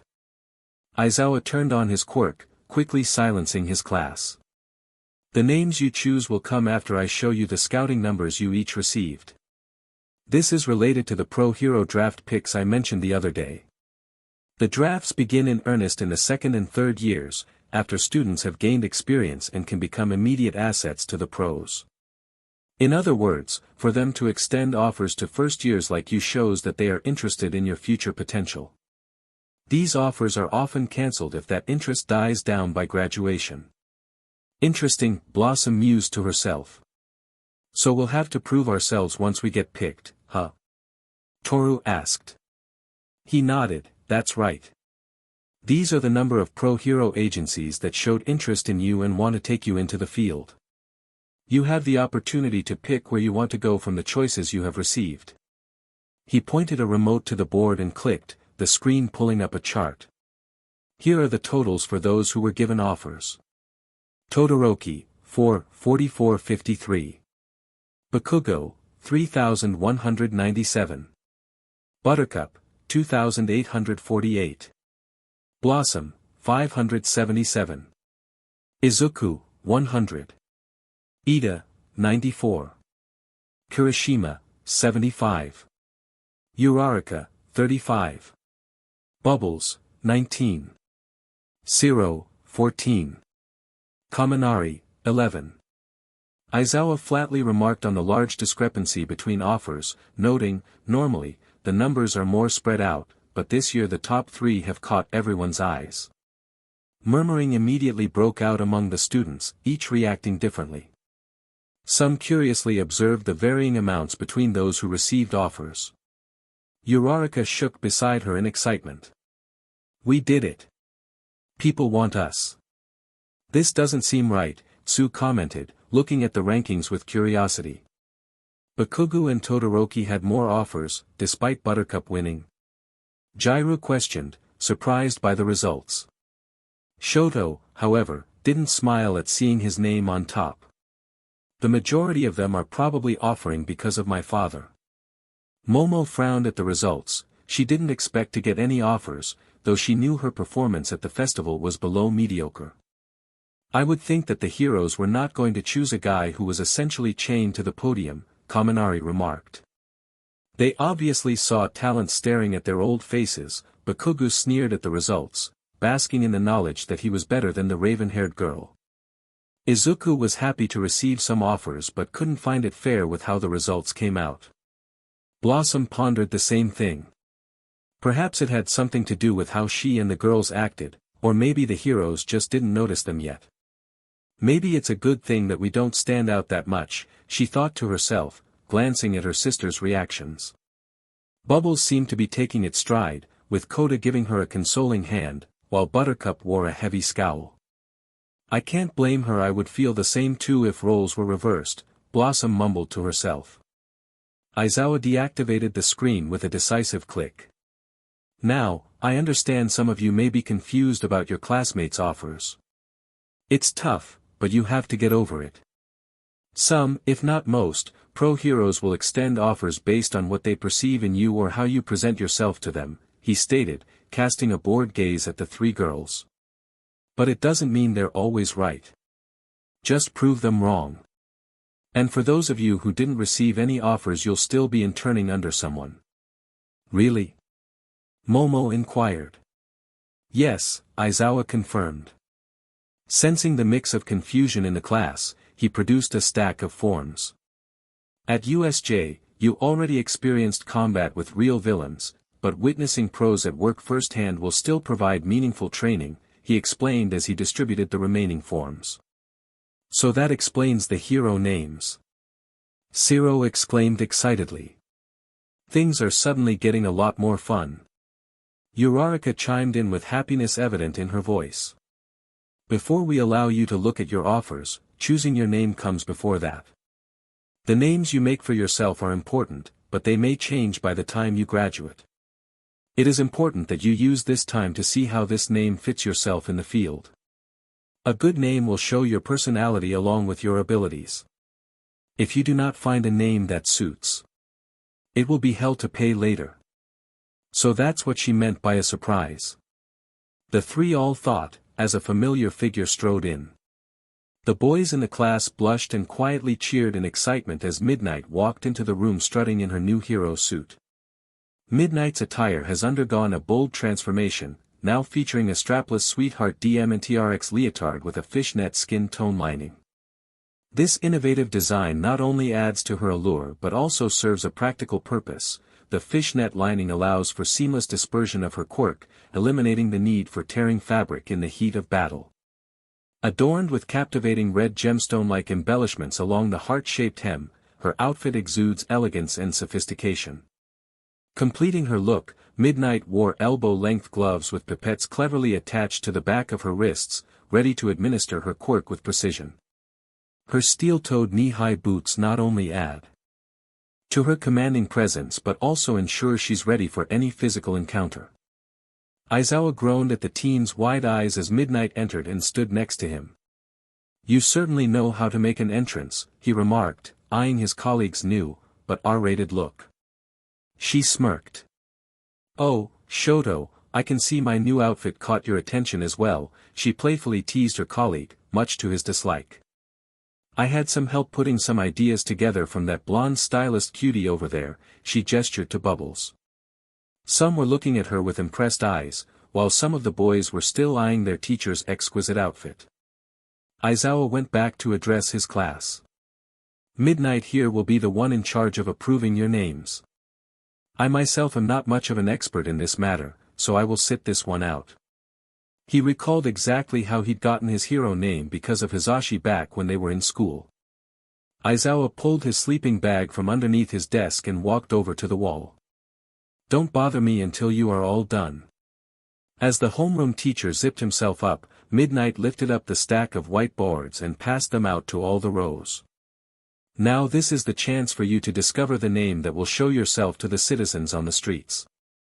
Think about how this name represents you and what you want the world to say when they see you." Each girl got a board and was thinking about what their names could be. "Personality," Bubbles mused to herself. "Along with our abilities, Blossom thought to herself. "No problem," Buttercup said to herself. Izuku was busy contemplating the hero he wanted to be. The name had to reflect his own growth as a hero. It had to be meaningful, a testament to his journey and his unwavering commitment to making a difference. As he stared at the blank whiteboard before him, a surge of determination coursed through him. "It has to be more than just a name," he whispered to himself, his thoughts consumed by the weight of his decision. "It has to be a symbol of hope, of resilience." Izuku's mind raced, recalling the countless trials and tribulations he had faced on his path to becoming a hero. From his days at UA to his encounters with formidable villains, each experience had shaped him into the hero he was meant to be. "Got it," he said finally, a sense of clarity washing over him. With steady hands, he began to write, the letters forming a name that resonated with his soul. "All right, let's start presenting those who have already come up with ideas." Midnight spoke up at the 5-minute mark. Everyone was quite surprised that they would have to present it. "Who has the ball to go up first?" The first to present his idea was Aoyama, who confidently stood up before anyone could be called and walked up to the front. "Hold your breath," Aoyama cautioned his classmates. "The shining hero, my name is, I cannot stop twinkling. Mon ami, you can't deny my sparkle. Come on." Almost the entire class thought as they saw Aoyama's hero name. Midnight taking the board, "It'll be easier to use if you take out the I and shorten the cannot to can't," she offered the student. "It's appealing, thank you, mademoiselle." That made some people wonder about the older hero's tastes. "I'm up next." Mina happily skipped over to the front. "My code name, Alien Queen," she proudly showed her board. "Wait a minute, you mean that horrible monster with acidic BLD?" Midnight exclaimed, her tone tinged with fear. "I don't think so," she added firmly. "Dang it," Mina muttered disappointedly as she walked away. "That one wasn't okay," came the collective thoughts of her classmates. "Mind if I go next?" Tsuyu raised her hand. "Come on up." Midnight agreed while pointing to the frog form user. "I've had this name in mind since elementary school," Tsuyu turned her whiteboard around. "Rainy season hero, Froppy." That's delightful. Midnight gushed. It makes you sound approachable. What a great example of a name that everyone will love. Tsuyu croaked happily as she returned to her seat to the cheers of her classmates. Surprisingly enough, Koda went up next. He was shy, but when he looked at the back, Bubbles was sending an encouraging smile. He presented his code name. "Oh my," Midnight exclaimed, her eyes lighting up with approval. "The Nature's Hero, Wildheart, such a fitting title." She nodded in appreciation, impressed by Koda's choice. Bubbles beamed proudly from the back, offering silent support to her friend. "It's perfect," Tsuyu croaked happily, her voice filled with genuine admiration, as she returned to her seat amidst the cheers of her classmates. Koda couldn't help but smile shyly at the positive reception of his hero title. With newfound confidence, he took his place among his peers, ready to embrace his role as the nature's hero, Wildheart. From there it was mostly smooth sailing. Jiro had named herself after her quirk with hearing hero, earphone jack. Momo had chosen the everything hero, Creati. Siro was the taping hero, cellophane. Kaminari had proudly declared himself to be the stun gun hero, charge bolt. Tokoyami had gone with jet black hero, Tsukuyomi. Shoji had used a portmanteau with the tentacle hero, Tentacle. Toru had gone simple with stealth hero, Invisible Girl. Ochako chose Uravity. And then came Bakugou. King Explosion Murder. Bakugou declared only to be instantly shot down by Midnight. No. Midnight shook her head. Too violent, earning a growl from the short-fused blonde. Shoto. Todoroki had just decided to use his name, apparently. Just your name. Are you sure? Midnight raised an eyebrow, looking at the dual-toned boy curiously. After receiving a nod, she gestured for him to return to his seat. At that moment, the girls stood up and approached the front. Midnight looked on with curiosity. "Oh, you three want to present together?" she asked, to which the girls nodded in unison. "Well, a little unorthodox, but that's just me," she said with a smile, leaving them to it. "Wait, why are they all presenting together?" whispered one student, leaning in to their neighbor with a quizzical expression. "I have no idea, but it's definitely different," replied the other, shrugging slightly in confusion. Blossom took the lead. "So, we each have our own individual names, but as a team, we've chosen a code name," she explained, turning to her sisters with a nod. Each sister then revealed her hero name. "You can call me Bursting Blossom," Blossom announced confidently. Bouncing Bubbles, Bubbles chimed in cheerfully. Blitzing Buttercup, Buttercup declared with determination. "And together, you can call us the Powerpuff Hero, the Powerpuff Girls," they proclaimed in unison, standing united, strong, and proud. In the wake of their announcement, reactions from their classmates varied. Todoroki could not help but remember such a name from the sports festival. "Powerpuff Girls?" Tsu curiously asked, her interest piqued by the familiar name. Intriguing indeed, Tokoyami mused to himself, his mind no doubt contemplating the significance of their choice. Mina, ever playful, couldn't help but express her thoughts. Are you sure, guys? Doesn't that sound kind of childish?" she wondered aloud, a playful grin on her face. But Blossom, true to her character, defended their choice with determination. "It's a name that we have known since we were 5, she stated firmly, her gaze unwavering. Bubbles, always the optimist, added her perspective. "Yeah. It signifies our own girl power," she cheerfully announced. Her voice filled with conviction. Buttercup, known for her no-nonsense attitude, couldn't resist a jab. "And it is way better than Alien Queen, huh Pinky?" she retorted, a smirk playing on her lips.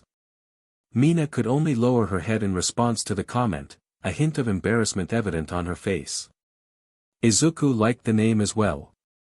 Midnight witnessed the Powerpuff Girls' cohesive presentation. A soft smile graced her lips, reflecting her approval of their unity and ingenuity. "Well done, girls," she commended, her voice carrying a hint of pride. As the girls went back to their seats, Buttercup gave him a playful punch to the arm. "Good luck, maybe call yourself Green Bean," she teasingly smirked. Even with that, Izuku's gaze remained fixed on his creation. This name would define him, inspire others, and serve as a beacon of hope in a world filled with darkness. Midnight glanced around the classroom, wondering who would be next to present their hero name. Before she could inquire, however, a movement caught her eye. "Midnight, I'm ready," he announced, a determined smile spreading across his face. With a nod of approval, Midnight collected the whiteboards, her eyes lingering on Izuku's with a hint of admiration. As the class eagerly awaited their fate, Izuku couldn't help but feel a surge of nervousness. Izuku's hand hovered over the whiteboard, and with a confident slide, he wrote, "The resilient hero, Evergreen." As Izuku's hand confidently inscribed the words, "The resilient hero, Evergreen," onto the whiteboard, Midnight couldn't resist teasing him. "Alright, Izuku," she began, a playful glint in her eye. "Why, Evergreen? Got a thing for trees or something?" Before Izuku could respond, Kaminari jumped in with a cheeky grin. "Maybe it's because of his hair. You know, always green and spiky OW." His comment was abruptly cut off by a swift earphone hit from Jairu. "Knock it off, Kaminari. Like you're one to talk about spiky hair," Jairu scolded, her tone firm as she shot him a warning glance. Meanwhile, Buttercup's curiosity was sparked by the name. "Evergreen, huh?" she mused, a thoughtful expression crossing her face. "Why that name? Something to do with me calling you Green Bean?" She chuckled lightly, but Uraraka couldn't shake off a feeling of unease at the remark. Gathering his thoughts, Izuku cleared his throat, his voice steady and determined as he began to explain. "Well, Midnight," he started, "it's because Evergreen represents my journey of growth. It symbolizes my resilience in the face of adversity and my commitment to always standing tall, providing hope and inspiration to those in need. D. Irif." Midnight would likely respond with a playful quip, acknowledging Izuku's choice while maintaining the light-hearted tone of the conversation. She might say something like, "Ah, the mighty Evergreen, standing tall in the face of villains and bad hair days alike. I like it, Izuku." "Evergreen," Buttercup would say, her voice reflecting a newfound appreciation for Izuku's determination. "I like it. It's strong, just like you, Izuku." That made the freckled teen even happier. After, Midoriya walked back towards his seat, he locked eyes with Bakugou for several moments. This is going more smoothly than I thought it would. All that's left is Ida and Bakugou, who needs to rethink his." Midnight noted. Ida looked down at his board and began to write, hesitating on the name that had come to his mind. He recalled his brother's request to take on the name Ingenium, but ultimately chose to use his own name instead. "Are you sure?" Midnight seemed disappointed but accepted it. She was fairly close friends with Tensei. It wouldn't surprise her if he'd asked his little brother to take on the name Ingenium for him. To see Tenya not accept it was somewhat worrying. "Lord Explosion Murder," Bakugou declared loudly to the class. "That's basically the same thing," Midnight stated flatly. "If you can't come up with something less violent, then you'll have to use your own name too," she firmly said. "Why don't you be Explosion Boy?" Kirishima shouted out a suggestion. Siro and Kaminari both cracked up laughing at the name. "You shut up, shitty hair," Bakugou roared back at the other boy. He eventually agreed to just use his name for now, after a few more attempts and variations of the last two names. "Alright, Eraser, wake up." Midnight shook their homeroom teacher awake. "We've finished with the names." "Okay, I'm up." Aizawa blinked for a moment before standing up inside his sleeping bag and then letting it drop down to his waist. "Now that everyone has chosen their hero names, we can go back to talking about your internships." He gazed out over his class to make sure they were all paying attention. "They'll last for 1 week. As for who you'll be working with, those with offers will choose from the ones that were sent to them." Everyone else will have a different list to choose from. You have a lot to think about. There are roughly 40 agencies from around the country that have agreed to take on interns from your class. Each agency has a different specialty that their heroes focus on, keep that in mind. If you plan to be a rescue hero in the future, you'll want to choose an agency that specializes in that field. Midnight offered a simple example to the class. Think carefully before you decide. Aizawa instructed his students. Yes, sir. The class replied in unison. The bell rang and the lists were passed out for the students to look over during the break before the next class started. I want to fight crime and bad guys in a big city. Kirishima grinned as he looked over his list of offers. I'm hoping for a place with a lot of water, maybe a lake. Tsuyu looked at the list she'd been given thoughtfully. Just turn in your choices before the weekend.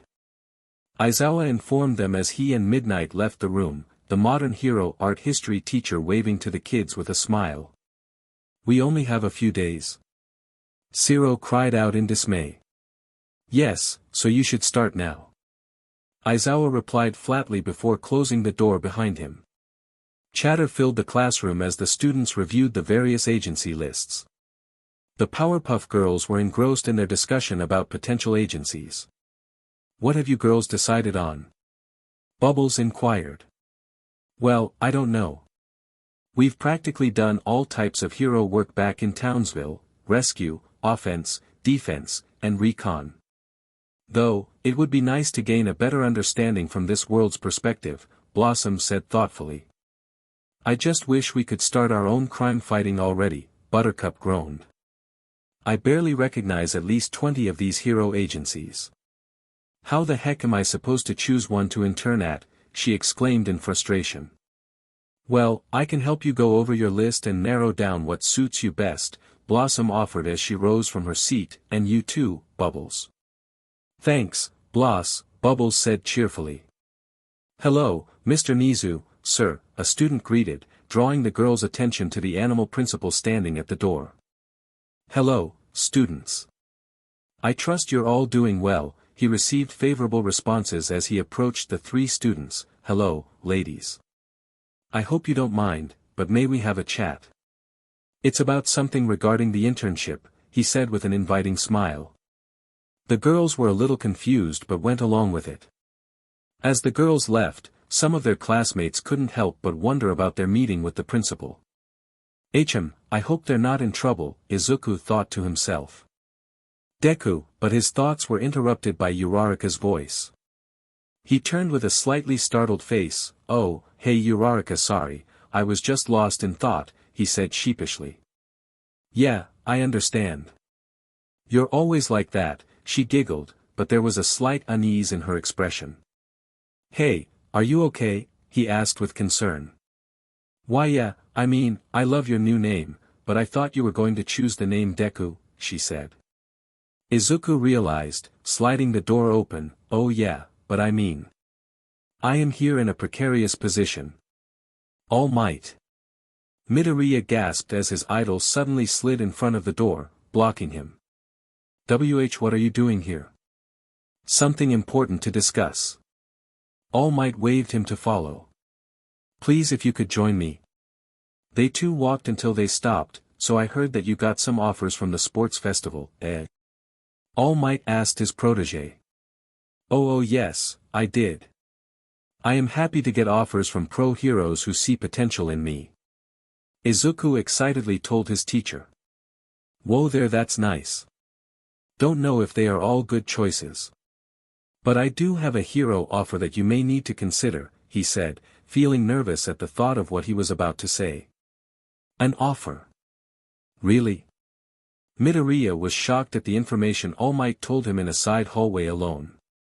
All Might's back was now turned to the teen as he stared at the wall on the side. Yes. It is an old friend of my MSTR from a while back. His name is Gran Torino. Gran Torino? Midoriya had not heard of this hero before, but he was still excited to know someone else who was interested in him. Wait, he was a friend of your MSTR? Yes. He knows about my quirk, one for all as well. He retired a long time ago, so I forgot to mention him in the list of people that know about it. Whoa, really? Wow, if he knows about One for All, then that means he can teach me to work on it more. Midoriya thought deeply in excitement. I can't wait to meet this hero. He looked back at his teacher but was shocked to see something he had never seen. All Might was shivering. Why did he call back after all this time? Did he see the festival and think I failed? All Might mumbled to himself and slapped his trembling legs. Stop shaking, DMN it. It's probably no big deal, he can't be mad, can he? OSHT, why did I write that letter to him? Midoriya felt his own brow sweating at the sight of his idol shaking. If All Might is worried, how scary is this guy? Nizu's office. Out of the office of Principal Nizu, he was conducting a meeting with 3 particular students on a very serious matter. What the heck? It did not seem to be going on the right foot. The Powerpuff Girls were brought to the Chimera's office to discuss a matter pertaining to the upcoming hero internships. Principal Nizu wanted to share some of his ideas with the girls. The girls sat across from the principal as he held some freshly steeped tea he had made for them. Bubbles was happy to try out the tea, being that it was from an adorable, cuddly creature. While Blossom tried to defuse the rising temper of her sister, Buttercup. Is there something you don't understand from what I said, Buttercup? He asked curiously. You got that right, pal, she grumbled. But before she could say anything else, Blossom, being the voice of reason, spoke up. What Buttercup is trying to say is that we might not really understand what you have proposed very well. I, for one, would appreciate it if you would repeat what you have said, sir, she calmly stated. Ah, I see, he said before taking another sip of his tea. Very well then, I shall gladly repeat what I said. He gently placed his cup down. You see, girls, I have been keeping a close eye on you 3 ever since the entrance exams. I can honestly say that I am impressed with your performance and power level. That gathered some proud smiles, cooling Buttercup's temper. However, I have noticed that like any of my students, you do have your own weaknesses and problems that seem to be holding you back. As such, I wanted to bring it up to you 3 and see if you don't already know. If you are aware of it, then my next step would help in remedying it, he said calmly. The girls turned to face each other, wondering where this could lead. Now girls, I understand that you are all still adjusting to this world, given the slight differences in the way we do things compared to your world, I'm sure. But I must ask that you trust me on this matter, as it would help you improve, he said, giving them a small smile. Okay, sir, they said in unison. His smile grew just a tad bigger. Excellent. Now, in the beginning, I did mention that we should keep your identities a secret. It's best to avoid stirring controversy or drawing the wrong sets of people to a matter that need not be public. The very idea of 3 girls with special powers might cause confusion and attract unwanted attention. Sheesh, don't we know, Buttercup replied. He nodded. Very true. But due to the recent stir at the sports festival, that made the girls look a little sheepish, it seems that the public has taken a certain interest in the 3 of you, albeit with different reactions. That being said, aside from each of your rather flashy performances, the pros have not really seen your abilities as something to fear or question. We have many other students who have performed just as admirably, he said. That made the girls both glad that they wouldn't be closely watched and kind of hurt their egos that they were viewed as small fish in the barrel, not that they would admit it. Now, let's not drift off topic. I brought you girls in, as promised, to advise you on the internships that I believe would be the best fit for you, he gestured to the pieces of paper in the girls' possession. These forms have narrowed down the choices to 1. They are nothing new, as you've already seen the listed heroes, but I have taken the liberty to properly assess the candidates and choose the ones that would benefit you girls. Yeah, I get that, pal. What I don't get is why I have to work with the freaking granny. Buttercup addressed the issue. Before Nizu could speak, Recovery Girl, who had been sitting quietly in the corner, chimed in. Well, young lady, she retorted sharply, I approached Principal Nizu about being your mentor for this internship. There is still more you can learn, and I intend to teach you that. Oh great, while these two go off and probably learn to whoop as, I will be here with Granny, reading some dumb boo-ow. Recovery girl whacked the girl's leg with her injection cane. Don't get smart with me, little girl. I may not look it, but I have ways to mentor kids like you, other than with dumb books as you've said. The scene made the other two girls stifle their laughter, much to Buttercup's glare. Mr. Nizu, Blossom did her best to stifle her laughter, though we appreciate what you are doing. I just wonder, doesn't this feel unfair to our other classmates, seeing that the principal of all people is showing such favoritism? She inquired. I see your point, Miss Blossom, but I am merely taking an active role in my students' academic lives where it seems fit. I can assure you that I only want to make sure that no unwanted disaster comes from either side, he said, unaware of the girl's unlucky history, and besides, it would be entertaining to watch how this little game plays out, he said with a toothy grin that quite honestly made the two girls a little uneasy.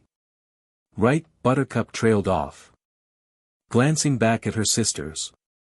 There was a slurping sound that made Blossom and Buttercup turn to stare at Bubbles, as she finished off her tea. Oh sir, may I have more, please? She asked cheerily. Certainly, he obliged with a chuckle as he poured more tea. Honestly, sometimes I worry about her, Buttercup whispered bluntly, to which Blossom could only sigh. The next several days went by in a flash for the majority of the students. With most of the classes focusing on internships, the students didn't have much else to work on. Most of the chatter among students was where they were going and what they were most excited for. Of course, another talk of the school was the girl from Class 1A who made it all over the news. And then it came the day they went for their internships.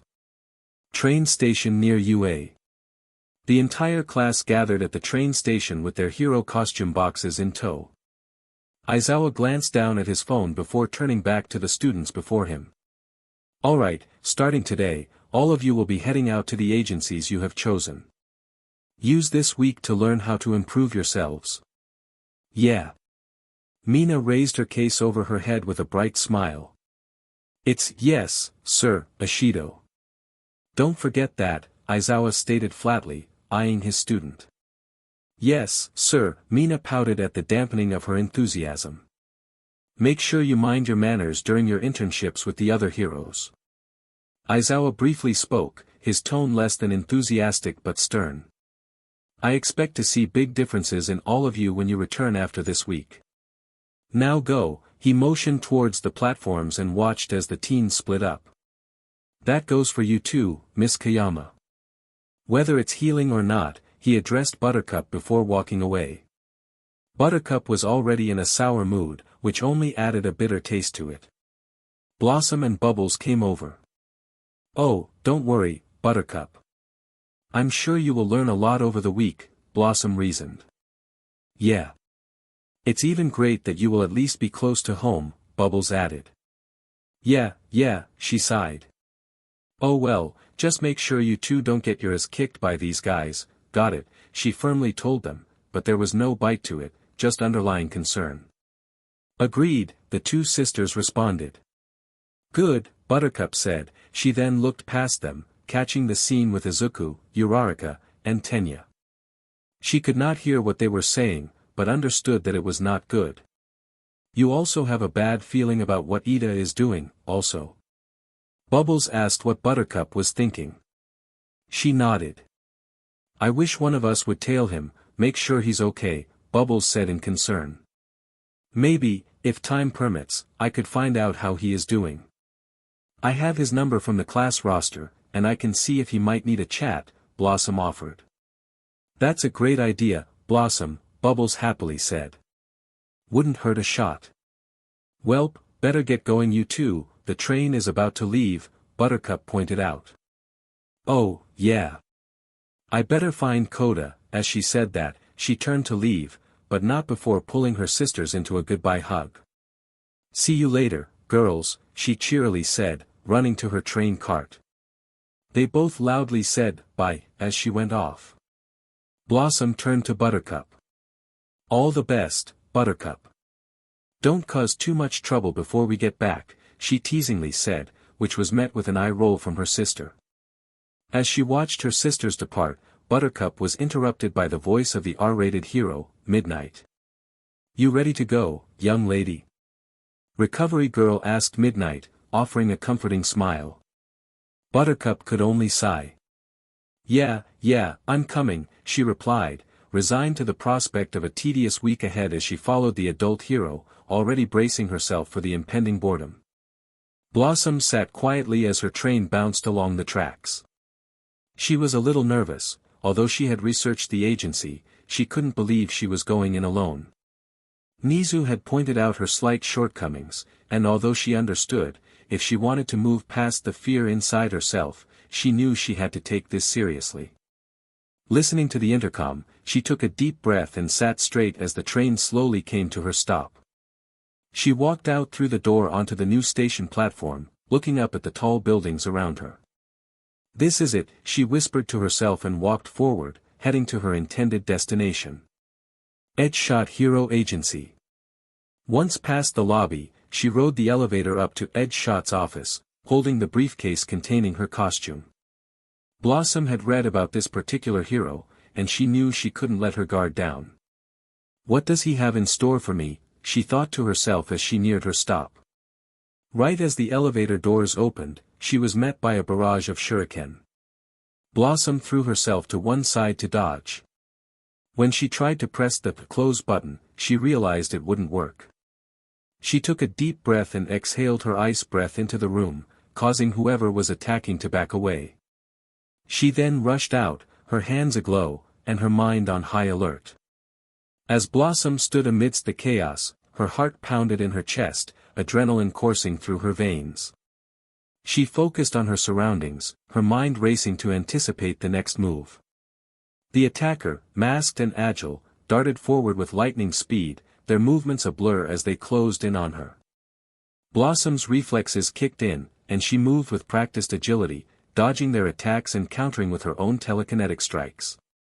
Each movement was calculated, her mind working in tandem with her body as she sought to gain the upper hand. Something fast and thin struck at her blind side. She shook off the fading pain, summoning the shurikens from the elevator walls and using them to her advantage. She shrouded them in her pink glow, counting 5 in total. When she heard the attacker coming back, she made the attacker's weapons work for her. She tossed one of the stars at high speed, causing whoever it was to change direction. As the attacker lunged forward again, Blossom saw an opening. With a swift motion, she directed the shurikens toward her assailant, creating a barrier of swirling blades that forced them to change their approach. But the attacker was relentless, their movements fluid and unpredictable. Blossom knew she needed to act fast if she was going to turn the tide of the battle in her favor. She unleashed a barrage of telekinetic strikes, aiming to incapacitate her opponent and gain the upper hand. When she raised her hands again, the attacker swatted her hands away. They aimed another chop, but she quickly ducked, did a backflip when they made an attempt to kick her. She was now in a close combat scene, and she did her best to bob and weave, analyzing the attacker's moves. When they went to throw another punch, she took the opportunity to duck once again and sent a glowing punch into the person's gut, sending them back. "Alright, that's enough," she said, sending her telekinetic force that finally immobilized the assailant's body in a tight pink glow. She walked over to the figure and was confused to find a dummy. "Very good, a strategist you are," a voice from behind her praised as he made his way over to her. Blossom whipped around to look at the person that had snuck up on her. He was a slim, muscular man who stood at roughly 170 centimeters in height. He had gray hair shaped into 3 sharp points that covered the right side of his face and dark gray eyes. He wore a mask over his lower face, covering both his nose and mouth. The man's hero costume adopted the appearance of a traditional ninja. With a blue mask that covered his mouth, tied at the back of his head with red yarn. A red shinobi shizoku beneath a blue robe, and both arms were covered in a thin, dark cloth that was tucked into his white forearm sleeves. There were red straps attached to his belt and his robe that extended downward. He also had a gold mask attached to his shoulder and sported a signature red scarf that featured a white patch attached to the front of it. The costume was completed with blue socks and yellow Zora sandals. "You're Edge Shot, I presume," Blossom calmly said, despite the adrenaline still reeling from seeing the number 5 pro hero for the first time in person. "Yes," Edge Shot nodded to his interns. "I must say, you did well. Most panic when suddenly attacked. You made the sensible decision to try to escape first, but when that option was unavailable, your tactics to subdue your attacker were excellent. That's a training dummy, isn't it?" She pointed to the downed attacker in the corner. "Indeed, it is," Edge Shot nodded as he moved his left hand from behind his back to show them the 5 thin strings that he transformed his fingers into with his quirk. "My Kugutsu no Jutsu puppet technique is one I don't often use in the field, but it's very good for training. A very interesting quirk," Blossom thoughtfully said, as she looked between the dummy and the pro hero's transformed hand. He nodded. "Yours is also quite remarkable. You seem to possess 2 quirks and make proficient work of both of them," Edge Shot said with interest. "Nizu did tell me that you are special. Quite frankly, I was thinking he was exaggerating. But seeing your level-headed approach to one of my minor attacks, I can see where he was coming from." Blossom felt a sense of pride hearing that. "I believe that Nizu also told you to train me, according to what you make of my weaknesses?"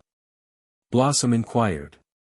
"Yes, but for now, I'll give you a quick tour of the office. You'll meet the staff that keeps the place running efficiently, and then you'll be shown to your room for the duration of your stay," turning to lead the way. "I look forward to working with you, sir," she politely said.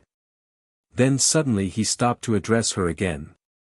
"I see a great amount of potential in you," Edge Shot nodded to Blossom. "And hopefully, your potential will be recognized by those who truly understand its value." His words lingered in the air, carrying an undertone of mystery and foreboding. Blossom couldn't shake off the feeling of being scrutinized, as if Edge Shot's gaze penetrated deeper than mere observation. "Perhaps one day," he continued, his voice low and cryptic, "you will find yourself in a position where your talents are needed on a larger scale. The hero world has a way of seeking out those with extraordinary abilities." With that enigmatic remark, Edge Shot turned away, leaving Blossom to ponder the hidden implications of his words. As she watched him disappear into the shadows, a sense of unease settled over her, the realization reminding her that her and her sister's journey here was not going to be easy. Midoriya, being the overthinker he was, had planned out multiple scenarios of how his meeting with All Might's teacher was going to go. He expected a beast, remembering how fearful his mentor was acting when he first presented the man's offer to intern under him. But reality sometimes overshadows our expectations. "Who are you again?" Gran Torino happily asked. "I'm Midoriya." Izuku frowned in confusion at the man's question, still lost in thought, wondering why Gran Torino seemed to switch between being senile, strict, and then back and focused every 10 seconds. But he knew this man must certainly be strong, he wouldn't have been All Might's mentor otherwise. Izuku took a deep breath, trying to gather his thoughts. "Show me your stuff, kid," that instantly brought Izuku's mind back to his present situation. He watched as Gran Torino moved with incredible speed, darting around the room like a blur. Izuku's eyes widened in shock and amazement as he struggled to keep up with the old hero's movements. Gran Torino stopped abruptly in front of Izuku, his expression serious despite the playful twinkle in his eyes. "All right, kid, let's see what you're made of," he said, his voice firm and commanding. Izuku quickly got over his initial shock and had a determined look to him. "Right." Izuku immediately went to change into his new and improved hero suit, compliments of his friend Bubbles' ideas and the support class insistence on the matter. It was a forest green bodysuit, with reinforced protection for his chest, back, arms, and legs. There were additional, subtle armor additions made of Kevlar, along with polycarbonate plates that were lightweight yet strong enough to stop small arms and rifle fire. He had a bright red utility belt with multiple pouches, and his favorite red shoes were covered with metal plates to reinforce them too. Over his lower face, he had a solid metal guard that also had a functioning rebreather system in case of gas attacks. Well, kid, nice duds. I wonder if you were just waiting to model this, the old man chuckled. Izuku felt a wave of nerves wash over him as he searched for the right response. Gotcha, Izuku thought, recognizing Gran Torino's moment to attack. Sure enough, the old hero lunged at him with blinding speed. Izuku reacted instinctively, narrowly dodging the oncoming assault. Gran Torino's momentum carried him crashing into the wall above the door, leaving a noticeable dent in its wake. My, you think fast, kid, Gran Torino remarked with a smirk. Now, enough playing around. Show me what I saw on TV was not just a fluke. Izuku straightened into a ready stance, his nerves still present but overridden by his determination to prove himself. With a deep breath, he focused on the task at hand, ready to demonstrate his abilities to the legendary hero before him. Genius Hero Office Tokyo. To be honest, I'm not a fan of yours. Best Jeanist spoke to his newest intern. The current number 4 pro hero was a tall, slim man with a rather long neck, and dark, heavily lashed eyes which appeared to tilt slightly inwards. He had rather long blonde hair which he had combed drastically to the left, covering his left eye. His hero costume consisted of a pair of jeans, a denim waistcoat with 2 large BRST pockets, and a denim dress shirt with a very high collar which covered his face up to just below his nose. He wears 2 belts, one around his collar and one around his waist, and short dark brown boots with thick gray shafts and soles. Huh.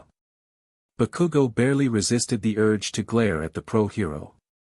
I imagine that the only reason you chose my agency was because I'm one of the top 5 most popular heroes, right?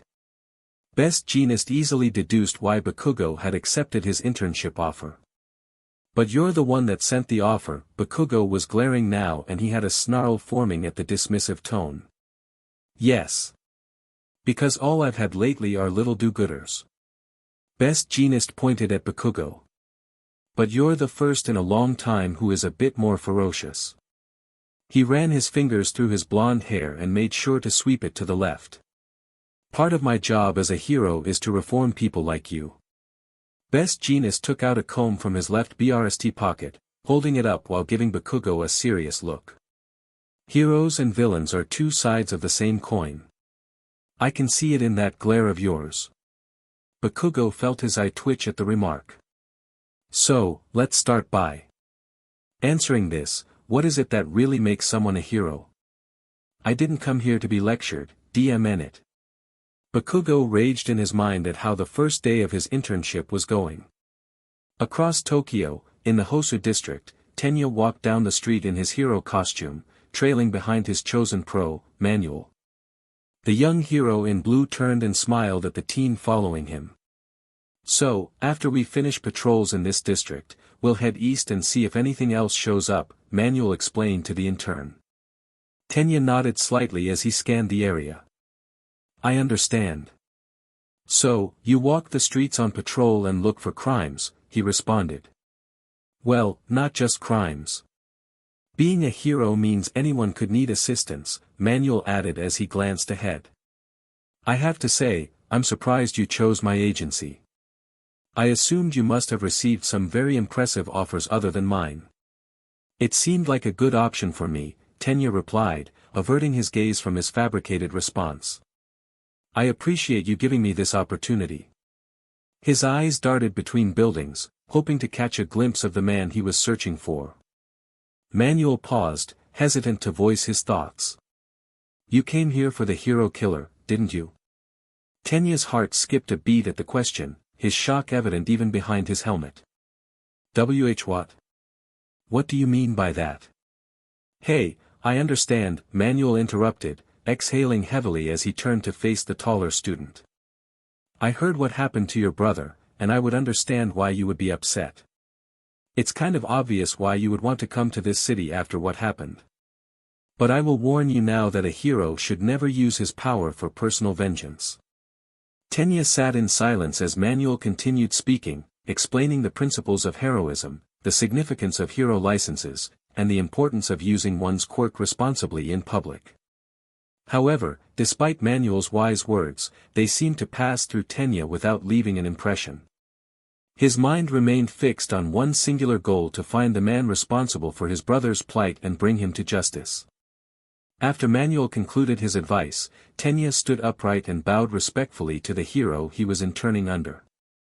"I understand, sir. I will do my best to follow your teachings," he said, his tone respectful but his resolve unyielding.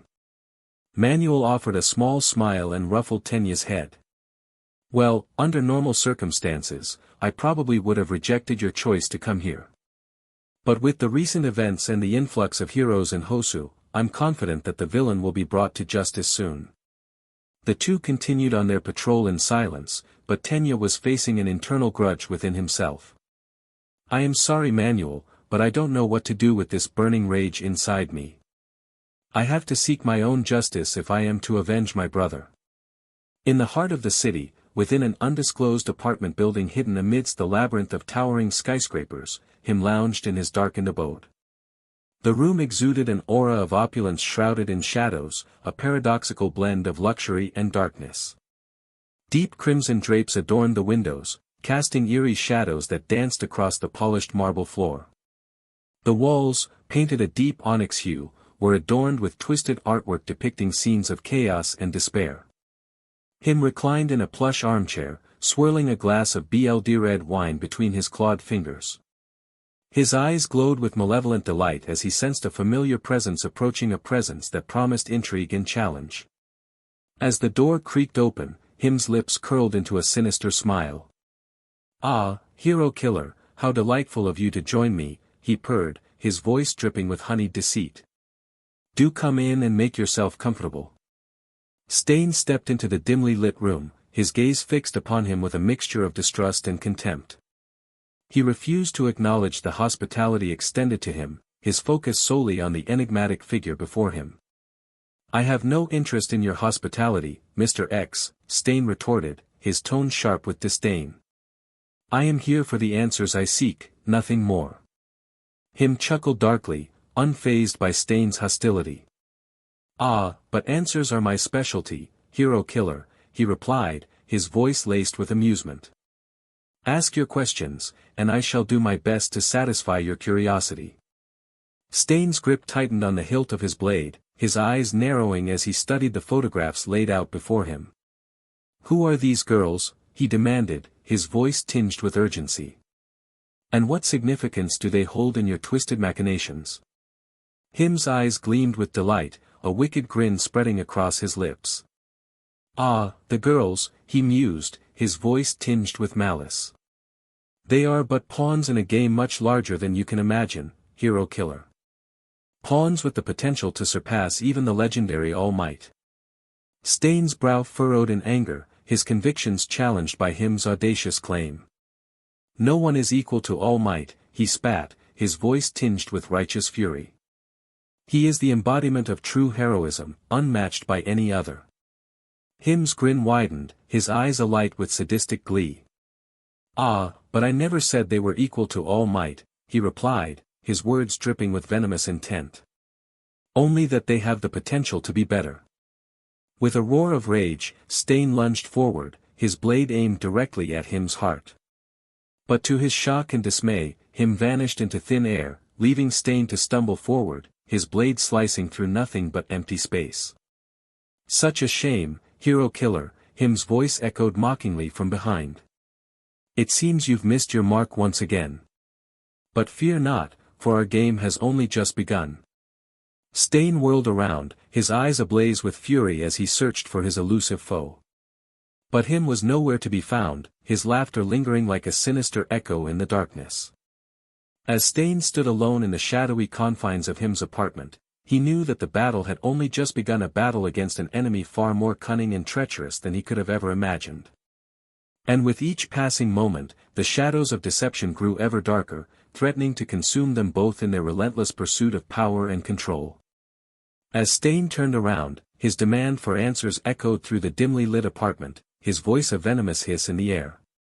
Him's grin only widened, his crimson eyes gleaming with satisfaction as his intricate plans unfolded before him like a macabre dance of shadows. Answers, you seek. Him replied, his voice dripping with mock sincerity. Oh, how delightful. But do you truly believe you are worthy of such knowledge, hero killer? Stain's jaw clenched, his frustration mounting with each passing moment. He despised Him's coy demeanor, the way he reveled in the chaos he wrought. Him's clawed hand rose, fingers curling as flames erupted from his palm, casting an eerie glow across the room. Stain's lip curled in disgust at the display of power, his disdain for Him's theatrics evident in his steely gaze. From the swirling inferno emerged a twisted creature, its grotesque form contorted with malice. Stain recoiled in horror, his disgust palpable as he regarded the abomination before him. Him's laughter echoed through the room, a chilling sound that sent shivers down Stain's spine. Meet my pet, he said with a wicked grin, his tone laced with cruel amusement. A loyal servant, obedient to my every command. Stain's gaze remained fixed on the creature, his contempt burning like a smoldering ember in the darkness. He longed to strike it down, to rid the world of such abominations, but he knew that now was not the time. With a dismissive wave of his hand, Him sent the creature scuttling back into the flames, its twisted form disappearing into the abyss from whence it came. Stain watched with a mixture of revulsion and apprehension, his mind racing with the implications of what he had witnessed. This box, Him began, his voice low and ominous, holds the answers you seek. But be warned, hero killer, for knowledge comes at a price. Stain's eyes narrowed, his resolve hardening as he braced himself for the revelation that awaited within the confines of the small black box. Speak, Stain demanded, his voice cold and unforgiving. What is this price you speak of? Him's grin widened, a glint of malice dancing in his crimson eyes. Your soul, he whispered, his words like a chilling breeze that sent a shiver down Stain's spine.